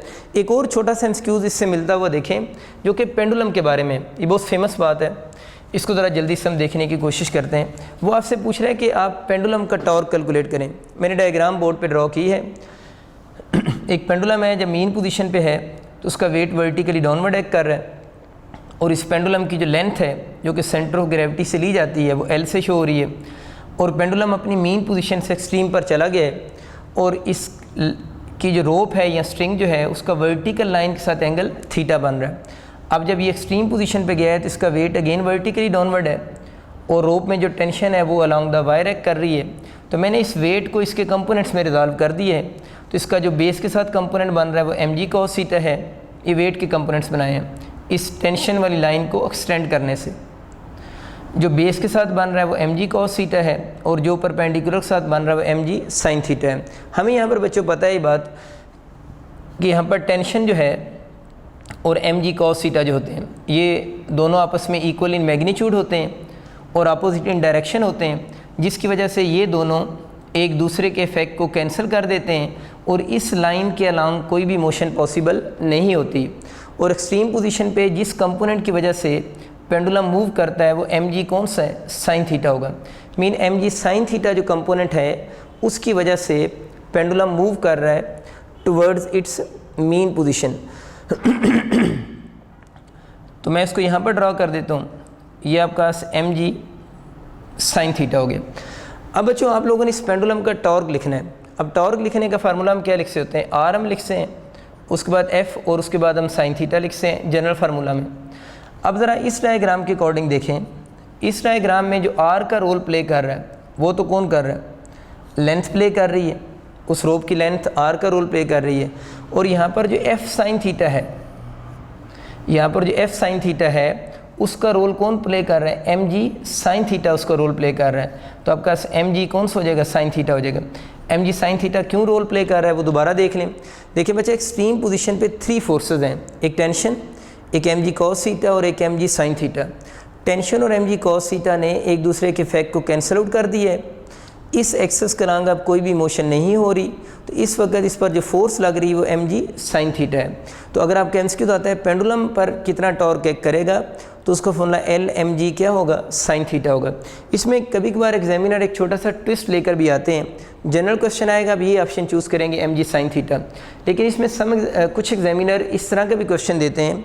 वो ये कहते हैं if theta is angle with the horizontal, यानी वो क्वेश्चन में थोड़ी चेंज लेकर आ जाते हैं। वो कह देते हैं theta is angle of the rope with the horizontal. ये जो स्टैंडर्ड एंगल है ये थीटा है, रोप का एंगल है विद वर्टिकल, लेकिन स्पेशल केस क्या है, वो कह देते हैं theta is angle of rope with the horizontal. अब बच्चों अगर वो हॉरिजेंटल के साथ एंगल थीटा कह देते हैं और अब आपसे पूछ रहे हैं टॉर्क का करेक्ट फार्मूला बताएं, तब चीज़ें चेंज हो जाएंगी। अब टॉर्क का ये वाला करेक्ट फार्मूला यानी mg sin theta L = mg sin theta वाला करेक्ट काउंट नहीं होगा, बल्कि अब आप लोगों ने अगर कैलकुलेट करना है तो उसको देखते हैं कैसे कैलकुलेट करेंगे। देखिए हमारे फार्मूला, ये जो स्टैंडर्ड फार्मूला है, इसमें जो थीटा एंगल है वो उस रोप का विद वर्टिकल लाइन एंगल है, लेकिन हमें क्वेश्चन में उसने कंडीशन लगा दी है जो एंगल है वो उस रोप का विद हॉरिजेंटल एंगल गिवन है, तो हमें कौन सा चाहिए, विद वर्टिकल एंगल चाहिए। तो बच्चों ये देखें यहाँ पर ये एंगल कितने डिग्री बन रहा है, 90। अगर ये 90 है और आपको ये वाला एंगल चाहिए तो हम 90 में से थीटा को माइनस कर देंगे, तो ये वाला जो एंगल बनेगा वो 90 माइनस कितना हो जाएगा, थीटा हो जाएगा। अगर ये एंगल 90 माइनस थीटा है, अब जब इस फार्मूले को लिखेंगे एल उसी तरह ही आएगा, mg भी उसी तरह ही आ जाएगा, लेकिन साइन को आप लिखेंगे साइन ऑफ 90 माइनस थीटा लिखेंगे। और आप लोगों ने याद रखना है ये फार्मूला कि साइन ऑफ 90 माइनस थीटा जो होगा वो किसकी इक्वल होगा, cos थीटा। इट मीन्स कि इस फार्मूला में साइन ऑफ 90 माइनस थीटा को हम क्या लिख सकते हैं, cos थीटा लिख सकते हैं। तो यही पेंडुलम का जो टॉर्क बन जाएगा, torque is equal to L mg और cos थीटा हो जाएगा। इट मीन्स, दोबारा रिपीट कर रहा हूँ इस बात को, जब जनरल क्वेश्चन आ जाए पेंडुलम का torque L mg sin theta है, लेकिन अगर स्पेशल केस इसका ये है कि अगर वो कह दे if the rope forms an angle theta with the horizontal, तो फिर फार्मूले में साइन नहीं आएगा, फिर फार्मूला में कॉज आएगा। अच्छा बच्चों, हम टॉर्क का आप लोगों ने सीख लिया है। अब हम इसी से रेलिवेंट कुछ प्रॉब्लम देखते हैं जो कि टॉर्क ड्यू टू कपल के हैं। टॉर्क ड्यू टू कपल की पहले डेफिनेशन को अंडरस्टैंड करते हैं, उसके कुछ की पॉइंट्स मैंने आपके लिए बोर्ड पे लिखे हैं, फिर हम आगे इसको न्यूमेरिकल प्रॉब्लम्स की तरफ चलेंगे। देखिए टॉर्क ड्यू टू कपल की डेफिनेशन में पहला पॉइंट मैंने ये लिखा है कि इसके लिए 2 इक्वल एंड अपोजिट फोर्सेस होनी चाहिए। इक्वल मैग्नीट्यूड के सेंस में ना, यानी 2 फोर्सेस की मैग्नीट्यूड अगर सेम हो और उनकी डायरेक्शन अपोजिट हो, ये पहली रिक्वायरमेंट है। और दूसरी रिक्वायरमेंट ये है कि act on same body and having different line of action. ये जो लफ्ज़ लाइन ऑफ एक्शन मैंने लिखा है ना, इसका मतलब ये होता है कि फोर्स की डायरेक्शन में हम जो इमेजिनरी लाइन ड्रॉ करते हैं ना, फोर्स की डायरेक्शन में जो इमेजिनरी लाइन ड्रॉ करते हैं, that imaginary line is called line of action. आप जितनी चाहें उसकी लेंथ को इंक्रीज़ कर सकते हैं। इसका वेक्टर की मैग्नीट्यूड के साथ अलग नहीं है, क्योंकि ग्राफिकल रिप्रेजेंटेशन की बात नहीं हो रही। तो ये बेसिकली लाइन ऑफ एक्शन जो होती है फोर्स की डायरेक्शन में इमेजिनरी लाइन जो हम ड्रॉ करते हैं, having what ever the length, उसको हम लाइन ऑफ एक्शन कहते हैं। ज़रा समझते हैं इस डेफिनेशन को। देखिए बच्चों, मैंने आपके बोर्ड के ऊपर एक डायग्राम बनाई है जिसमें सपोज करें एक ब्लॉक है जिसका वेट वर्टिकली डाउनवर्ड एक्ट कर रहा है, और वो जो ब्लॉक जिस सरफेस के ऊपर पड़ा हुआ है, लेट से ये सरफेस है, तो उस ब्लॉक का normal direction F N mean normal direction upward act कर रहा है। अब हमें पता है कि अगर ब्लॉक रेस्ट में है तो लेट से इस पर ये फोर्स 50 न्यूटन लग रही है, उसका वेट 50 न्यूटन है, तो नॉर्मल डायरेक्शन भी उसका 50 न्यूटन ही होगा। मतलब बात करने का ये है कि इस पर अब ज़रा देखें, ये 2 इक्वल वाली बात देखें। देखिए इन दोनों फोर्सेस की मैग्नीट्यूड इक्वल है, 2 इक्वल फोर्सेस होगी। दूसरी बात है अपोजिट डायरेक्शन, तो देख लें दोनों की डायरेक्शन क्या है, अपोजिट है, और क्या सेम बॉडी पर एक्ट कर रहे हैं, वो बातें भी ठीक हो रही हैं। लेकिन इशू ये है कि क्या इस बॉडी के अंदर आपको क्या लगता है कि ये वाला बॉडी जिसके अंदर torque due to couple produce होगा, क्या इसके अंदर कोई रोटेशन जनरेट होगी, नहीं होगी? तो हमें पता है इस बॉडी के अंदर रोटेशन जो है वो जनरेट नहीं हो रही। इस बॉडी के अंदर क्यों रोटेशन जनरेट नहीं हो रही? क्योंकि जो दोनों फोर्सेस हैं उनका लाइन ऑफ एक्शन सेम है। ये लाइन ऑफ एक्शन की लाइन होगी ना, उन दोनों फोर्सेस का आपस में क्या सेम है, लाइन ऑफ एक्शन सेम है। और बेसिकली रोटेशन कब प्रोड्यूस होगी, जब लाइन ऑफ एक्शन क्या लिखा हुआ है, having different line of action. तो इस केस में टार्क ड्यू टू कपल इसलिए एक्ट नहीं कर रहा क्योंकि दोनों फोर्सों का लाइन ऑफ एक्शन क्या है, सेम है। और टार्क ड्यू टू कपल की डेफिनेशन में ये पॉइंट मस्ट हमें ऐड करना चाहिए, तभी डेफिनेशन कंप्लीट होगी कि उसके लिए डिफरेंट लाइन ऑफ एक्शन होने चाहिए। कोड डायग्राम देखें, सपोज करें एक रॉड है जिसकी लेंथ 2 मीटर है और ये इसका पिवट पॉइंट है, और हम ये कह रहे हैं इस पर इस साइड पे भी अपवर्ड फोर्स 2 न्यूटन लग रही है, इधर डाउनवर्ड 2 न्यूटन फोर्स लग रही है। अब ज़रा ये देखें इन दोनों फोर्सों के लाइन ऑफ एक्शन, इसका ये लाइन ऑफ एक्शन है, इसका ये वाला है, डिफरेंट लाइन ऑफ एक्शन है, सेम बॉडी पर एक्ट कर रही हैं और दोनों की मैग्नीट्यूड सेम है लेकिन डायरेक्शन क्या है, अपोजिट है। तो ये वाली जो डायग्राम है, इस डायग्राम में जो टॉर्क जो है वो कपल की फॉर्म में क्या कर रहा है, एक्ट कर रहा है। तो आप लोगों ने याद रखना है यहाँ पर टार्क ड्यू टू कपल नहीं है, इस पर torque due to couple act करेगा। अब देखते हैं टार्क ड्यू टू कपल का फार्मूला क्या है। तो मैंने टार्क ड्यू टू कपल का फार्मूला लिखा है कि हम कपल आर्म को मैग्नीट्यूड ऑफ फोर्स 1 फोर्स से मल्टीप्लाई करेंगे। ज़ाहिर है इस पर 2 फोर्सेस लग रही थी ना, इन दोनों फोर्सेस की हमें पता है मैग्नीट्यूड आपस में सेम होती है, तो दोनों फोर्सेस में से किसी एक फोर्स की मैग्नीट्यूड को कपल आर्म से मल्टीप्लाई कर देंगे। अब कपल आर्म क्या चीज़ है, बस सीखने वाली बात है। कपल आर्म की मैंने आपके लिए डेफिनेशन लिखी है, क्या होती है, ये परपेंडिकुलर की सिंबल है। परपेंडिकुलर डिस्टेंस होता है between line of action of forces. अब ये क्या बात लिखी हुई है, ये मैंने डिफरेंट डायग्राम बनाई है, हर डायग्राम के अंदर इस बात को हम बारी बारी सीखते जाते हैं कि इस स्टेटमेंट, इस लाइन के मीनिंग क्या है। अब हम बच्चों सबसे पहले इस डायग्राम को देखते हैं। देखिए इस डायग्राम में एक ये वाली फोर्स का लाइन ऑफ एक्शन है, एक ये वाली फोर्स का लाइन ऑफ एक्शन। अभी हम कपल आर्म को देखना चाह रहे हैं, ये क्या चीज़ है। कपल आर्म क्या है, परपेंडिकुलर डिस्टेंस है between line of action of forces. मुझे बताएं कि ये फोर्स का लाइन ऑफ एक्शन है, एक ये फोर्स का लाइन ऑफ एक्शन है, एफ फोर्स है ना। अब हमें कपल आर्म चाहिए। कपल आर्म इन दोनों के लाइन ऑफ एक्शन के दरमियान में परपेंडिकुलर डिस्टेंस है। तो इस केस में बच्चे देखो, जो रॉड की लेंथ है जिसे हम 2 मीटर लिख रहे हैं यहाँ पर, वही 2 मीटर असल में किसका रोल प्ले कर रही है, कपल आर्म का रोल प्ले कर रही है, क्योंकि इन दोनों फोर्सेस के दरमियान में यही परपेंडिकुलर डिस्टेंस भी आप लोगों का बन रहा है। इसका मतलब ये हुआ कि अगर हम इस केस में कपल आर्म कैलकुलेट करना चाहते हैं, यानी ये जो केस है, अगर हम इस केस में कपल आर्म कह रहा हूँ, आप torque due to couple calculate करना चाहते हैं तो उसके लिए आपको कपल आर्म चाहिए था। कपल आर्म आपको मिल गया, वो कितने मीटर है, 2 मीटर हो गया, और दोनों फोर्स में से किसी एक फोर्स की मैग्नीट्यूड लिखनी है। तो इस केस में टार्क ड्यू टू कपल का क्या फॉर्मूला बनेगा, torque due to couple L into simple F हो जाएगा।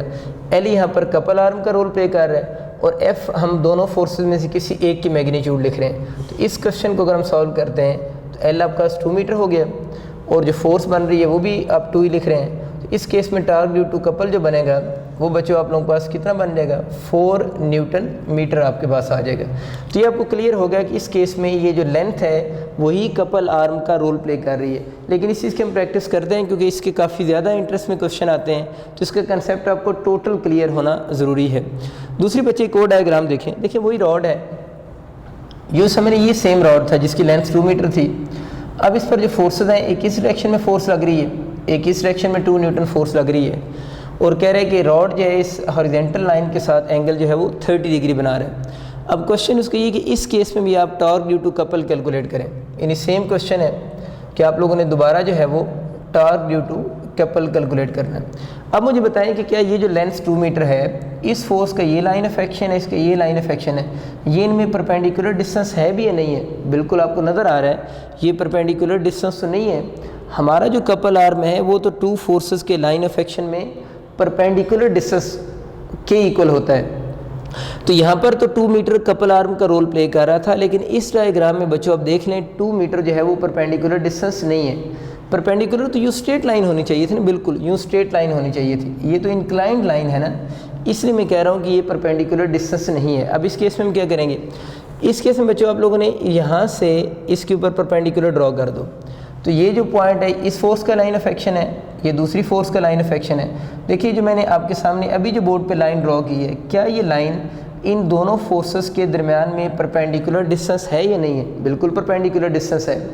इसका मतलब कि ये लाइन अब इस केस में बच्चों कपल आर्म का रोल प्ले करेगी। अब अगर आप अपने माइंड में इस ट्राइंगल को लेकर आते हैं तो इस ट्राइंगल का हाइपोटेन्यूज अगर एल की इक्वल है तो इसकी बेस है, तो बेस कौन सा कंपोनेंट बनेगा, एल कॉस थीटा हम इसको लिख सकते हैं, और ये जो परपेंडिकुलर है इसे हम एल साइन थीटा लिख सकते हैं। अब बच्चों आप लोगों ने चीज़ ये याद रखनी है कि इस केस में एक एल कॉस थीटा हो गया और दूसरा आप लोगों के पास जो बन रहा है वो एल साइन थीटा हो जाएगा। इस केस में अगर आप टॉर्क ड्यू टू कपल का फार्मूला लिखोगे तो क्या फार्मूला था, couple arm into magnitude of one force. तो इस केस में कपल आर्म एल है, एल कॉस थीटा या एल साइन थीटा है। बिल्कुल आप ठीक बता रहे हैं, इस केस में L sine theta couple arm होगा क्योंकि परपेंडिकुलर डिस्टेंस यहाँ पर एल साइन थीटा ही है। उस एल साइन थीटा को दोनों फोर्सेस में से किसी एक की मैग्नीट्यूड से बच्चों मल्टीप्लाइड कर देंगे। वैल्यूज पुट करते हैं जल्दी से। एल 2 मीटर है, साइन हमारे पास कितना आ रहा है जी 30 डिग्री गिवन है और फोर्स 2 है। 2 की इक्वल टू साइन 30 आपको याद होगा 1/2 ही होता है, तो इंटू 2 कर देंगे, ये कैंसिल आउट हो जाएंगे। तो इस केस में भी आपका जो टॉर्क का आंसर आ रहा है वो 2 न्यूटन मीटर ही बनेगा। एक और बहुत अच्छा सा क्वेश्चन देखें, ये डायग्राम जो है बिल्कुल उससे मिलती जुलती डायग्राम है। इसमें ये रॉड है जिसकी लेंथ 2 मीटर है, इस पर force 2 Newton, downward force 2 Newton, angle वो 60 डिग्री बता रहा है। अगेन कह रहा है कि इस केस में भी torque due to couple calculate करके दें। देखिए बच्चों, अगर हम इस केस में torque due to couple calculate करते हैं तो क्या ये लाइन ऑफ एक्शन इस फोर्स का है ना, ये दूसरी फोर्स का लाइन ऑफ एक्शन है, तो ये वाली लाइन दोनों के दरमियान में परपेंडिकुलर डिस्टेंस को तो शो नहीं कर रही। तो हमें तो इस लाइन ऑफ एक्शन में और इस लाइन ऑफ एक्शन में परपेंडिकुलर डिस्टेंस चाहिए। क्या चाहिए? परपेंडिकुलर डिस्टेंस, जिससे थोड़ी देर पहले हम लोगों ने कपल आर्म बोला हुआ है। अब वो कैलकुलेट करने के लिए आसान हल ये है कि हम इस लाइन को नीचे एक्सटेंड कर देते हैं। तो मैंने आपको थोड़ी देर पहले क्या बताया था कि लाइन ऑफ एक्शन क्या होती है, इमेजिनरी लाइन होती है जो फोर्स की डायरेक्शन में हम ड्रॉ कर सकते हैं। तो ये मैंने इस फोर्स की लाइन ऑफ एक्शन को नीचे थोड़ा एक्सटेंड कर दी है। इसके एक्सटेंड करने से बेनिफिट है हमें हुआ है वो ज़रा देखिएगा, इस लाइन को भी थोड़ा आप एक्सटेंड कर दें। अब मुझे ये बताएं, ये जो नीचे आपको लाइन नज़र आ रही है इस फोर्स का लाइन ऑफ एक्शन है, ये दूसरी फोर्स का लाइन ऑफ एक्शन है। क्या इस लाइन ऑफ एक्शन में और इस लाइन ऑफ एक्शन में ये परपेंडिकुलर डिस्टेंस है ना? अगर ये परपेंडिकुलर डिस्टेंस है, क्योंकि यहाँ पर 90 का एंगल भी बन रहा है, तो ये जो लाइन है ये इस डायग्राम का क्या काउंट होगा? कपल आर्म काउंट होगा। अब अगर हम इसी ट्राइंगल के कंपोनेंट्स लिखें, एल अगर उसका हाइपोटेन्यूज है तो इसकी ये चीज़ क्या बनेगी? एल कॉस थीटा, और ये वाली साइड एल साइन थीटा होगी। तो इस केस में अब बच्चे, अब दोबारा आप देखो, इस केस में अगर हम torque due to couple calculate करना चाहते हैं, यानी इस केस में टॉर्क ड्यू टू कपल अगर हम बनाएंगे तो अब ज़रा देखिए कौन सा होगा, एल कॉस थीटा, एल या एल साइन थीटा। तो इस केस में क्या बनेगा? इन दोनों फोर्सेस के लाइन ऑफ एक्शन में perpendicular distance L cos theta होगा। तो इस केस में जो फार्मूला बनेगा, एल कॉस थीटा को किसी एक फोर्स की मैग्नीट्यूड से मल्टीप्लाई करेंगे। एल अगेन 2 है, कॉस 60 डिग्री वो बता रहा है, ये एंगल 60 है, और फोर्स 2 गिवन है, तो 2 इंटू कॉस 60 पे कितना होता है? 1/2 इंटू 2 हो जाएगा। तो हमारे पास अगेन आंसर 2 न्यूटन मीटर आ गया। अच्छा, अब ये ना सोचें कि जो मर्जी क्वेश्चन हो आंसर 2 न्यूटन मीटर ही आ रहा है। असल में इशू ये नहीं कि एंगल भी तो चेंज है ना, यहाँ 30 डिग्री है, यहाँ पर कौन सा है? 60 है। अगर यहाँ पर भी 30 है, यहाँ पर भी 30 कर दूँ तो फिर डेफिनेटली आंसर उसका क्या हो जाएगा? चेंज हो जाएगा। तो अब आपको एक चीज़ क्लियर होगी कि टॉर्क ड्यू टू कपल का फार्मूला जो है, कुछ स्टूडेंट समझते हैं वो एल इंटू एफ है, जिस तरह फर्स्ट न्यूमेरिकल में मैंने यूज़ किया है। कुछ स्टूडेंट समझते हैं L sine theta into F है, कुछ समझते हैं L cos theta into F है। तो बेहतर यह है कि आप इस बात को यूँ याद रखें कि उसका formula couple arm into force है। डिफरेंट डायग्राम में कपल आर्म एल भी हो सकता है, एल कॉस थीटा भी हो सकता है और एल साइन थीटा भी हो सकता है। तो इस फार्मूले को हम बच्चों डिफरेंट शेप्स में लिख सकते हैं। जिस तरह मैंने आपको बताया था, जो टॉर्क सिंपल का फार्मूला था वो आर एफ साइन थीटा हम जनरली लिखते हैं, लेकिन हम लोगों ने एक एमसीक्यूज़ किया था जिसमें डायग्राम गिवन थी और उस डायग्राम के अकॉर्डिंग जो टॉर्क का फार्मूला था वो आर एफ साइन थीटा के बजाय आर एफ कॉस थीटा की फॉर्म में भी लिखा जा सकता है। मीन अगर हमें डायग्राम गिवन हो तो डायग्राम के अकॉर्डिंग फार्मूला का स्ट्रक्चर या उसकी शेप चेंज हो सकती है। एक और प्रॉब्लम इसी को देखते हैं ताकि इस कंसेप्ट पे आपकी ग्रिप स्ट्रांग हो जाए। देखिए वही रॉड है बच्चों जिसकी लेंथ 2 मीटर है, एंगल 30 डिग्री का है और 2 फोर्सेस लग रही हैं। तो ये वाली शेप इस शेप के साथ ये वाली शेप मैच नहीं कर रही, डिफरेंट है दोनों। अब दोबारा हमें क्या चाहिए? हमें इस फोर्स के लाइन ऑफ एक्शन में और इसके लाइन ऑफ एक्शन में परपेंडिकुलर डिस्टेंस चाहिए।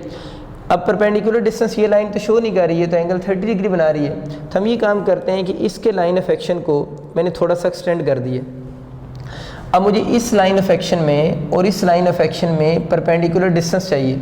ये परपेंडिकुलर नहीं है क्योंकि इसका एंगल 30 डिग्री बन रहा है। तो परपेंडिकुलर डिस्टेंस बनाने के लिए मैं बच्चों यहाँ से इसके ऊपर परपेंडिकुलर ड्रॉ कर रहा हूँ। ये मैंने इसके ऊपर परपेंडिकुलर ड्रॉ कर दिया। अब ज़रा अब यूँ याद रखें कि इस लाइन ऑफ एक्शन में और इस लाइन ऑफ एक्शन में ये जो लाइन है वो परपेंडिकुलर को शो कर रही है। अगेन देखें ये इसकी बेस बनेगी क्योंकि दो एंगल है, 90 भी है और ये भी है, और ये एल हाइपोटेन्यूज का रोल प्ले करेगा। तो ये साइड बच्चों क्या बन जाएगी, एल कॉस थीटा, और ये जो रेड कलर की मैंने लाइन लगाई है ये किसकी इक्वल होगी, एल साइन थीटा होगी। अब इस डायग्राम के अकॉर्डिंग आप ज़रा खुद सोचें, इस डायग्राम में आप लोगों के पास अगर हम torque due to couple calculate करें तो टॉर्क ड्यू टू कपल किसकी इक्वल बनेगा, देखिए torque due to couple equal to, हमें परपेंडिकुलर डिस्टेंस चाहिए इस फोर्स के लाइन ऑफ एक्शन में और इस लाइन ऑफ एक्शन में। इन दोनों के लाइन ऑफ एक्शन में परपेंडिकुलर डिस्टेंस जो बन रहा है वो कौन सा है, एल साइन थीटा ये वाला, और इसको हम मल्टीप्लाई कर देंगे किसी एक फोर्स की मैग्नीट्यूड से। अब वैल्यूज पुट करें सिंपली, एल आपका अगेन 2 है, साइन 30 डिग्री हो जाएगा, और एफ आपको बच्चों कितना गिवन है, 2 ही गिवन है। तो साइन 30 ये भी हम लोगों ने थोड़ी देर पहले पढ़ा है, 1/2 होता है, इंटू 2 कैंसिल होकर आंसर इसका 2 न्यूटन मीटर हो जाएगा। इट मीन्स कि अब आपको ये चीज़ क्लियर हो चुकी होगी कि टॉर्क ड्यू टू कपल को हम डिफरेंट फॉर्म्स में लिख सकते हैं। आगे इसी से रेलिवेंट कुछ और क्वेश्चन देखते हैं। देखिए ये मैंने एक व्हील, आप माइंड में रख लें, एक व्हील बनाया है और ये उस व्हील का सेंटर है। अज्यूम कर लेते हैं कि उस व्हील का जो रेडियस है वो बच्चों 1 मीटर उसका रेडियस है। अब इस पर 2 फोर्सेस लग रही हैं, अगर वो रेडियस उस साइड पे 1 मीटर है तो इधर भी 1 मीटर ही होगा। अब अगर आपसे कहता है कि इस केस में इस बॉडी पर लगने वाला नेट फोर्स बताएं, ये कह देता है नेट फोर्स कितनी एक्ट कर रही होगी या सम ऑफ फोर्सेस क्या होगा वो पूछ सकता है, या आपसे पूछ सकता है कि इस केस में इस पर एक्ट होने वाला नेट टॉर्क बताएं। इस तरह के आपके क्वेश्चन आ सकते हैं। नेट फोर्स इस केस में बतानी है या आप लोगों ने इस केस में नेट टॉर्क बताना है। देखिए एक चीज़ तो क्लियर है कि इन दोनों फोर्सेस की बच्चे देखें डायरेक्शन क्या है, सेम है। आप लोगों ने एक सिंपल सा रूल याद रखना है कि अगर फोर्सेस की डायरेक्शन सेम हो, कोई सी 2 फोर्सेस हों, अगर उनकी डायरेक्शन सेम हो तो यानी पैरेलल फोर्सेस हों तो उनका रिजल्टेंट उस वक्त मैक्सिमम होता है, और वो किस फार्मूले से निकलेगा, हम दोनों को सम कर देंगे। यानी अगर फोर्सेस पैरेलल हों तो उनका रिजल्टेंट मैक्सिमम होगा और उनकी मैग्नीट्यूड का फॉर्मूला F1 + F2 होगा। तो इसके ऊपर ये अप्लाई हो रहा है इस केस में, तो 5 + 5 = 10 न्यूटन। इसका मतलब कि इस डायग्राम के ऊपर जो नेट फोर्स एक्ट कर रही है इस केस में वो कितने न्यूटन है, 10 न्यूटन अप्लाई हो रही है। इसी के साथ आप एक और छोटी सी चीज़ भी सीख लें। देखिए अगर किसी बॉडी पर 2 फोर्सेस लग रही हों और दोनों फोर्सेस की डायरेक्शन अपोजिट हो, अपोजिट का मतलब है दोनों फोर्सेस एंटी पैरेलल हों, यानी 180 डिग्री एंगल होगा, फिर anti parallel mean angle 180 degree. इस केस में उनका जो रिजल्टेंट होगा वो मिनिमम फोर्स होगी, और वो हम कैसे निकालेंगे, लार्ज फोर्स में से स्मॉल को हम लोग माइनस कर देंगे। तो 2 छोटे छोटे पॉइंट आप लोगों ने याद रखने। मैक्सिमम फोर्स या मैक्सिमम रिजल्टेंट वेक्टर्स का कब होता है, जब वो आपस में पैरेलल हों, और कैसे आता है, सिंपल सम से। और मिनिमम रिजल्टेंट कब होता है उनका, जब वो दोनों की डायरेक्शन एक दूसरे के अपोजिट होगी, यानी एंगल 180 डिग्री होगा, और वो रिजल्टेंट कैसे निकालेंगे, लार्ज फोर्स में से स्मॉल को हम माइनस कर देंगे, मिनिमम रिजल्टेंट निकल आएगा। खैर वापस आते हैं, इस केस में तो दोनों की डायरेक्शन बच्चों थी सेम। अगर दोनों की डायरेक्शन सेम थी तो नेट फोर्स तो 10 न्यूटन बनी। अब रहेगी बात, आप लोगों ने टॉर्क कैलकुलेट करना है। मुझे सिर्फ ये बताएं, टॉर्क के लिए मैं आपको सिंपल से एक रूल बताता हूँ, आप उसको यूज़ कीजिएगा। देखिए पहली बात है कि किसी भी फोर्स के टॉर्क की डायरेक्शन हम कौन सी रखेंगे, यानी फोर्सेस जो हैं उनकी वजह से बॉडी के अंदर रोटेशन प्रोड्यूस होनी है ना, तो फोर्स की वजह से बॉडी में रोटेशन की डायरेक्शन कौन सी होगी। उसका एक आसान सा हल ये है कि आप ये देखें कि उस बॉडी का पिवट पर है, पिवट पॉइंट हम किससे कहते हैं, एक्सिस ऑफ रोटेशन को देखें। यानी बॉडी की रोटेशन को डिसाइड करने से पहले आप लोगों ने डिसाइड किस पॉइंट को करना है, पिवट पॉइंट को करना है। सपोज करें इस डायग्राम में मैं कहता हूँ ये वाला पिवट पॉइंट है, ये पॉइंट अगर पिवट पॉइंट है, अब आप लोगों ने देखना है कि इस फोर्स की रोटेशन कौन सी होगी, इस फोर्स की कौन सी रोटेशन होगी। तो सिंपल से एक लफ्ज़ आप याद रख लें कि जो रोटेशन की डायरेक्शन होगी वो टुवर्ड्स पिवट पॉइंट होगी। क्या मैंने वर्ड बोला, टुवर्ड्स पिवट पॉइंट। ज़रा देखिए इस केस में अगर देखें तो इसका पिवट पॉइंट अपवर्ड है, तो इस फोर्स की रोटेशन की डायरेक्शन किधर होगी, अपवर्ड होगी। इसका पिवट पॉइंट देखें, ये पिवट पॉइंट है ना, ये पिवट पॉइंट ये वाला है, इसका अगर अपवर्ड था तो इसकी रोटेशन की डायरेक्शन अपवर्ड है, इसका डाउनवर्ड है तो इसकी रोटेशन की डायरेक्शन किधर होगी, डाउनवर्ड होगी।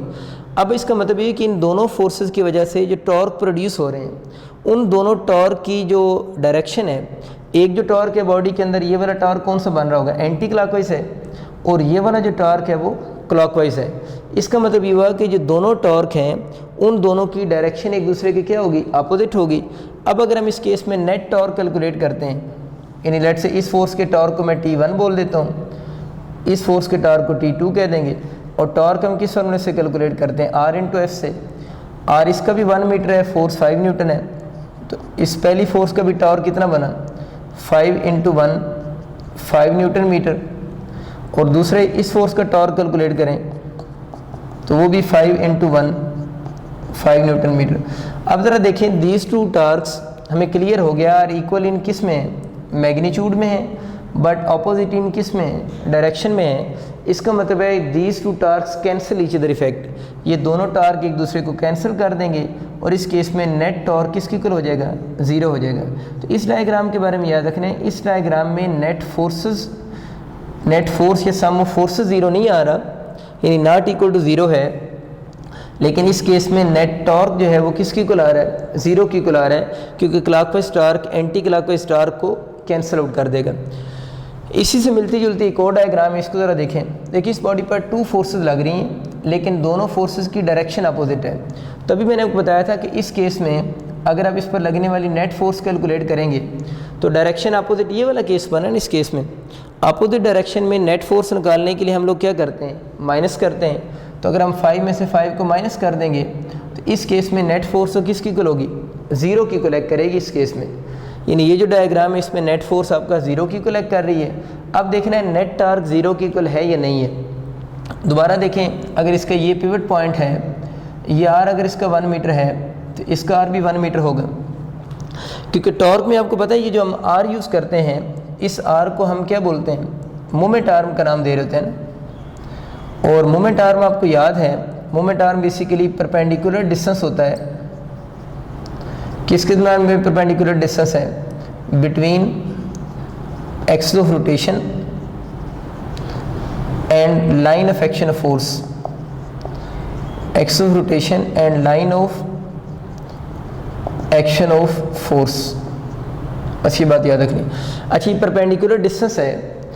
देखिए ये अगर लाइन ऑफ एक्शन ऑफ आपकी line of action of force है और ये आपका एक्सिस ऑफ रोटेशन है, तो इन दोनों के दरमियान में यहाँ से यहाँ तक कह लें, या ये लाइन ऑफ एक्शन है, ये एक्सिस ऑफ रोटेशन है, यहाँ से यहाँ तक, ये जो परपेंडिकुलर डिस्टेंस होगा, इस परपेंडिकुलर डिस्टेंस को हम किसका नाम दे रहे हैं, मोमेंट आर्म का नाम दे रहे हैं। और टॉर्क के फार्मूले में जो R यूज़ होता है, मैग्नीट्यूड जब इसकी लिखी जाती है तो उसे हम लोग मोमेंट आर्म ही कहते हैं।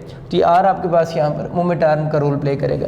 अब बच्चों दोबारा देखते हैं कि इस फोर्स का टॉर्क क्या होगा। तभी मैंने आपको क्या शॉर्टकट बताया था, आप लोगों ने इसकी रोटेशन की डायरेक्शन बतानी कौन सी होगी, तो वो किधर होगी, टुवर्ड्स पिवट पॉइंट। बिल्कुल ठीक, इसका टुवर्ड्स पिवट पॉइंट देखें इस साइड पे है ना, तो ये इसकी कौन साइड बनती है, लेफ्ट साइड होगी, तो इसके रोटेशन की ये डायरेक्शन बनेगी। इसका पिवट पॉइंट इसके रिस्पेक्ट से राइट साइड पे है, तो इसकी रोटेशन की ये डायरेक्शन ही होगी। अब मुझे ये बताएं कि इन दोनों फोर्सेस का जो रोटेशन है या दोनों फोर्सेस के जो टॉर्क हैं वो एक दूसरे को सपोर्ट कर रहे हैं या पोज कर रहे हैं, दोनों एक दूसरे को सपोर्ट कर रहे हैं, क्योंकि इसका टार्क अगर क्लॉकवाइज बन रहा है तो उसका टार्क भी जो है वो भी कौन सा है, क्लॉकवाइज ही टार्क बन रहा है। यानी दोनों फोर्सेस के जो टॉर्क हैं वो कौन से हैं, क्लॉकवाइज हैं। तो इस केस में जब हम नेट टॉर्क निकालेंगे, तो दोनों टॉर्क हम डेफिनेटली सम करेंगे। सम हम दोनों का क्यों कर रहे हैं कि दोनों की सेंस ऑफ रोटेशन क्या है, सेम है। इधर हम लोगों ने आंसर को क्यों 0 कर दिया था कि दोनों की सेंस ऑफ रोटेशन एक दूसरे के अपोजिट थी।